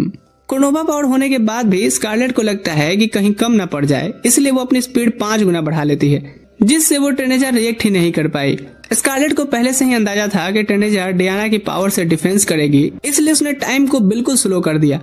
अब वो कहती है, ओह तो तेरे भी बाल नोचने पर दर्द होता है। वो उसके स्टाफ को दूर फेंक देती है और उसे बुरी तरह से पीटने से पहले स्कारलेट को डयाना की ताकत भी तो वापस दिलानी थी। वो उस क्लॉक को निकालती है जो उसे कुर्नोवा गॉड ने दिया था। इधर डायना पूरी जान लगा करके घायल नाइट्स का इलाज कर रही थी, ये सोचते हुए कि अगर ये लड़ाई और ज्यादा चलती है तो सब लोग थकान से ही मर जाएंगे। वो बुढ़ा भी कोमा से वापस आ चुका था और उठते ही वो फिर से सभी रॉयल नाइट्स को फ्रीज कर देता है। डायना अपने आप को यहाँ पर काफी असहाय महसूस कर रही थी, पर तभी उसे अपने हाथों में चमक दिखाई देती है। वो तुरंत से उस बुढ़े के स्पेल को कैंसिल करती है और सभी को, दोस्त दुश्मन सबको हील करने लगती है। डायो सबसे ज्यादा खुश था कि उसकी बहन की ताकत लौट आई। उधर जूलियस और एवेलिन की लड़ाई लंबी चल रही थी। एडवांटेज जूलियस के पास ही था क्योंकि वो सिर्फ जबरदस्त तलवारबाजी नहीं बल्कि शील्ड मैजिक के साथ फाइट करके एवेलिन को टक्कर दे रहा था। और जैसे ही एवेलिन फाइनल अटैक के लिए गया, जूलियस मौका देख करके उसे खत्म कर देता है। गिरते हुए एवेलिन कहता है, तू ही दुनिया का सबसे हैंडसम आदमी है, लेकिन मेरा गिरना भी तो कम हैंडसम नहीं था ना। फिर भी जूलियस खुश नहीं था क्योंकि उसे लगता है कि ये अपने पूरे पावर से नहीं लड़ा। एवेलिन बताता है कि टेनेजा का प्लान एग्जीक्यूट होना बहुत जरूरी है क्योंकि तुम ही उसके तुरुप केक के हो। तुरंत से ढेर सारे चार्म्स पंख गिरने लगते हैं। जूलियस अपना नाक बंद करने की कोशिश करता है लेकिन लगता है कि वो ऐसा नहीं कर पाया था। इधर स्कारलेट बहुत ही एक्साइटेड थी, उसका सर पटक करके, ले बेटा। टेनेजा कहती है, तुम्हारी पूरी लाइफ एक झूठे चेहरे वाली खुशी से भरी है। स्कारलेट के घूंसों से बुरी तरह पीटने के बाद भी टेनेजा खुश थी क्योंकि उसका मानना था कि जब हीरोइन को सताया जाता है तो उसका प्रिंस उसे बचाने जरूर आता है। इतना कहते ही एक फायर बॉल स्कारलेट की तरफ आता है और उसे साइड हटना पड़ता है। देखो वो आ गया। स्कारलेट ये देख कहती है, प्रिंस ते हमरा साथे गद्दारी करबे? कैसा लगा ट्विस्ट? कंट्रोल में होने के बाद भी जूलियस की जुबान बंद नहीं होती, जो टेनेजा को थोड़ा इरिटेट कर रही थी। वो जूलियस से कहती है, स्कारलेट को खत्म करने तब तक मैं अपना स्टाफ चार्ज कर लेती हूँ। उसे पूरा भरोसा था कि स्कारलेट कभी भी अपने चाहने वालों को नुकसान नहीं पहुंचाएगी, लेकिन उसे क्या पता था स्कारलेट को लोग मैड डॉग नोबल वुमेन ऐसे ही थोड़ी बोलते हैं। टेनेजा को लगता है कि वो जूलियस को स्कारलेट से पिटवा रही है, लेकिन स्कारलेट का चेहरा तो कह रहा था कि मैं इसी दिन का तो इंतजार कर रही थी कि कब ये बुरा बने। ये कहते ही स्कारलेट जूलियस पर जोर का घूंसा मारती है, जो देख टेनेजा हिल गई थी। स्कारलेट कहती है, जूलियस बुरा मत मानिएगा, पर मारा है तुझे दुनिया के लिए। पर जूलियस भी कम नहीं था। चार्म के असर में होते हुए भी उसे स्कारलेट के अटैक के पैटर्न्स याद थे। स्कारलेट खुद हैरान हो गई थी जब जूलियस ने 3 गुना स्पीड वाले घूंसे को भी रोक दिया था। क्या मस्त मजा आ रहा है, कोई पॉपकॉर्न ला करके दो रे मुझे। इधर स्कारलेट जूलियस को पीटते हुए पूछती है, बस एक बात बता दीजिए, आप इतनी आसानी से चार्म में कैसे फंस गए? बुरी तरह पीटने और चार्म के असर के बाद भी जूलियस कहता है, तो क्या तुम्हें इस चीज से जलन हो रही है? टेनेजा गुस्से से कहती है, ये दोनों तो फ्लर्टिंग खेलने लगे। वो अपने अल्टीमेट पावर का यूज करके दोनों को साथ खत्म करने का फैसला करती है। जैसे ही टेनेजा का स्टाफ जूलियस की गर्दन तक पहुंचता है, वो स्कारलेट का चिंतित चेहरा देख लेती है। उसे ये भी पता चल गया था कि स्कारलेट की प्रोटेक्शन पावर काफी कम हो चुकी है और अगर जूलियस को बचाना है तो तुरंत हार मान लो। बात यहाँ तक आ गई थी, इसलिए स्कारलेट को हार मानना पड़ता है। जैसे ही स्कारलेट सरेंडर करती है, टेनेजा तुरंत बैरियर लगा करके उसकी प्रोटेक्शन पावर छीन लेती है। फिर जूलियस को ऑर्डर देती है कि स्कारलेट को बांध दे, लेकिन टेनेजा देख करके चिढ़ जाती है कि वो उसके पास खड़ा होकर क्या बतिया रहा है। टेनेजा नोटिस करती है कि जूलियस पर लगा चार्म आधा कम हो चुका है क्योंकि उसके पास हीरो जू का प्रोटेक्शन था। हीरो जू प्रोटेक्शन अपने ऑनर को इनफाइनाइट पावर देता है जब उसका सच्चा प्यार किसी संकट में हो। लेकिन जूलियस कहता है, पर मैंने तो बस तुम्हें अपना फेवरेट टॉय समझा है ना। हाँ, तुम बस ऐसे ही हो, लोगों की फीलिंग्स के साथ खेलने वाले। और हीरो जू तभी एक्टिवेट होता है जब दोनों एक दूसरे से सच में प्यार करते हो। तभी स्कारलेट को याद आता है जब जूलियस ने उसके लिए गोली खुद पे खा ली थी। वो सोचती है, जूलियस टेनेजा के चार्म में भी इसलिए फंसे क्योंकि मैंने अपनी फीलिंग्स को झुठला दिया था। वो पूछती है, क्या अगर तुम हीरो जू एक्टिवेट कर पाए तो हमें बचा सकते हो? हाँ, लेकिन ये मुमकिन नहीं है क्योंकि हमारे बीच तो ऐसा कुछ था ही नहीं ना।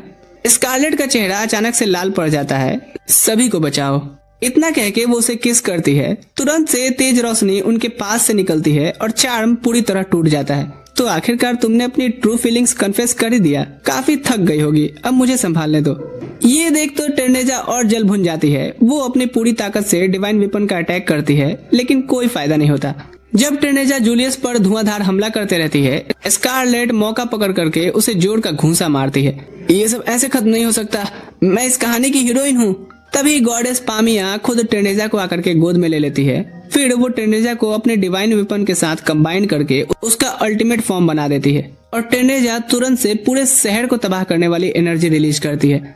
लकीली डियाना अपने प्रोटेक्शन पावर से सबको बचा लेती है और स्कारलेट को इधर जूलियस प्रोटेक्टेड रखता है। जूलियस महसूस करता है कि इस अटैक के बाद टेनेजा थक चुकी होगी और अभी ही सही समय है काउंटर अटैक करने का, इसलिए वो स्कारलेट के लिए ओपनिंग खोलता है और वो उसके चेहरे को तबला समझ के बजाने लगती है, लेकिन टेनेजा के घाव तुरंत भर जाते हैं। ये देख करके स्कारलेट और खुश हो जाती है कि मुझे इसे अनंत काल तक पीटने का सुख मिलेगा। जूलियस कहता है इतना करने की जरूरत नहीं है क्योंकि इंसानी बॉडी गॉड की ताकत ज्यादा देर तक झेल नहीं सकती और कुछ मिनटों में ही टेनेजा खुद ही इस वर्ल्ड से लॉग आउट हो जाएगी। पर मैं ऐसी एंडिंग नहीं चाहती, जो कुछ इसने किया इसके लिए तो कुछ तूफानी बनता है ना। जूलियस को पहले से ही अंदाजा था कि ये क्या करने वाली है, इसलिए वो हीरो ज़ू की पावर से स्कारलेट को प्रोटेक्टेड रखता है। मैं तुम्हारे इस चीज के लिए थैंक्स नहीं बोलने वाली, मेरे पहले किस में से ही तुम्हें अब सब कुछ मैनेज करना पड़ेगा। फिर स्कारलेट सीधा टेनेजा की तरफ भागती है। जूलियस पीछे से उसे प्रोटेक्टेड रखता है। टेनेजा की मायूस आंखें बस यही बयां कर रही थीं कि काश स्कारलेट कभी पैदा ही ना हुई होती। फाइनल मोमेंट में Scarlett time stop magic use करती है और अपनी जिंदगी का सबसे ताकतवर घूंसा सीधे टेनेजा के चिन्ह पर दे मारती है। बाहर भी सब लोग ये देख करके हैरान हो गए थे कि एक अजीब सी चीज महल से निकल करके आसमान की तरफ उड़ पड़ी है। इधर डियाना की ताकत वापस आ चुकी थी, इसलिए सब लोग नॉर्थ सिटी लौट गए ताकि किंगडम का बैरियर दोबारा बना सकें। अपने बहन की ताकत वापस देख करके डायोस अब चुपचाप निकलने वाला होता है, लेकिन स्कारलेट उसे रोक लेती है और उसे अपनी गलतियों का प्रायश्चित करने के लिए पेरिस्टियन का जासूस बनने का हुक्म देती है। फिर वो डियाना को उससे बात करने भेजती है क्योंकि स्कारलेट ने डियाना को डियोस की असली पहचान बता दी थी। यहाँ डियाना उसे बचाने के लिए शुक्रिया अदा करती है और कहती है कि पहले मैं हमेशा लोगों की बात मानती थी क्योंकि मुझे लगता था कि मैं बस यही कर सकती हूँ, लेकिन अब मैं अपनी मर्जी से किंगडम के लोगों को बचा सकती हूँ। ये सुनकर डायोस को लगता है कि उसकी बहन सच में बड़ी हो गई है, पर वो उसे चिढ़ाने के लिए उसकी अजीब सी चोटी बना देता है और उसे बच्ची कह के बुलाता है। जाने से पहले वो स्कारलेट से भी डेट पर चलने के लिए पूछता है। डियाना कहती है मैं अपनी दीदी को तुम्हारे किसी के साथ तो बिल्कुल नहीं जाने दूंगी। अगली सुबह दोनों फिर से थैंक यू पार्टी के लिए निकल पड़ते हैं, जिसमें चर्च के लोग जूलियस और नाइट्स भी मौजूद होंगे। जूलियस अपने चार्म होने वाले इंसिडेंट को पामिया चर्च के खिलाफ सबूत के तौर पर इस्तेमाल करता है और जिस पल डियाना ने सबको बचाने के लिए अपनी प्रोटेक्शन पावर एक्टिवेट की, तब सबको समझ आ गया कि डियाना कोई नकली सेंट नहीं है बल्कि वही रियल सेंट है और इस चीज से डायनिज्म एक बार फिर से सभी लोग अपनाने लगे। इसी बीच स्कारलेट लियो से पूछती है भाई क्या जूलियस के हीरोज ज़ू ब्लेसिंग्स के बारे में आपको पता था? लियो कहता है मालूम था, पर उन्होंने कभी बताया नहीं कि उसका इफेक्ट क्या है, लेकिन मानना पड़ेगा कि जूलियस ने हर चीज का प्लान बहुत ही सोच समझकर बनाया था। तभी स्कारलेट का चेहरा अचानक सीरियस हो जाता है क्योंकि जब वो सारे इंसिडेंट को जोड़ती है तो उसे समझ आता है कि उसे जूलियस ने ट्रिक किया है। वो जानबूझ करके चार्म प्रोटेक्शन का शिकार बनने का नाटक किए ताकि स्कारलेट ऐसी सिचुएशन में आ जाए कि उससे कन्फेस कर सके। ये सोच करके स्कारलेट अचानक अपने भाई से बोलती है मुझे तुरंत एक इम्पोर्टेंट काम याद आ गया है। उधर सब लोग शांति से टी पार्टी एंजॉय कर रहे थे और अचानक स्कारलेट वहाँ उतरती है सिर्फ जूलियस को पीटने के लिए। मुझे पता था कि तुम्हें कुछ याद जरूर आएगा, पर इतनी जल्दी ये नहीं पता था। लो एप्पल पाई खाओ। वैसे एक बात मुझे तुमसे कहनी थी, किस करते समय थोड़ा चेहरा साइड में रखना चाहिए वरना नाक बीच में आती है, और फोर्स तो बिल्कुल नहीं लगाना चाहिए वरना होठ और दांत मिक्स हो जाते हैं। स्कारलेट कहती है Prince may I ask for one final thing. जैसे ही वो घूंसा उठाने वाली होती है तभी सब लोग वहाँ पहुँच जाते हैं। नहीं बहना। तो ये स्टोरी यहाँ खत्म होती है। नीचे कमेंट करके बताना कि क्या आपको डोमिनेटिंग लड़कियां पसंद है स्कारलेट के जैसी। मुझे तो पसंद है क्योंकि ये बिहेव में नारियल की तरह होती हैं, बाहर से कठोर लेकिन अंदर से सॉफ्ट। चलो ये वीडियो पसंद आया लाइक शेयर करके जाना। मैं मिलूंगा आपसे अगली वीडियो में। ठीक है दोस्तों, अभी के लिए मैं चलता हूँ। Thanks for watching.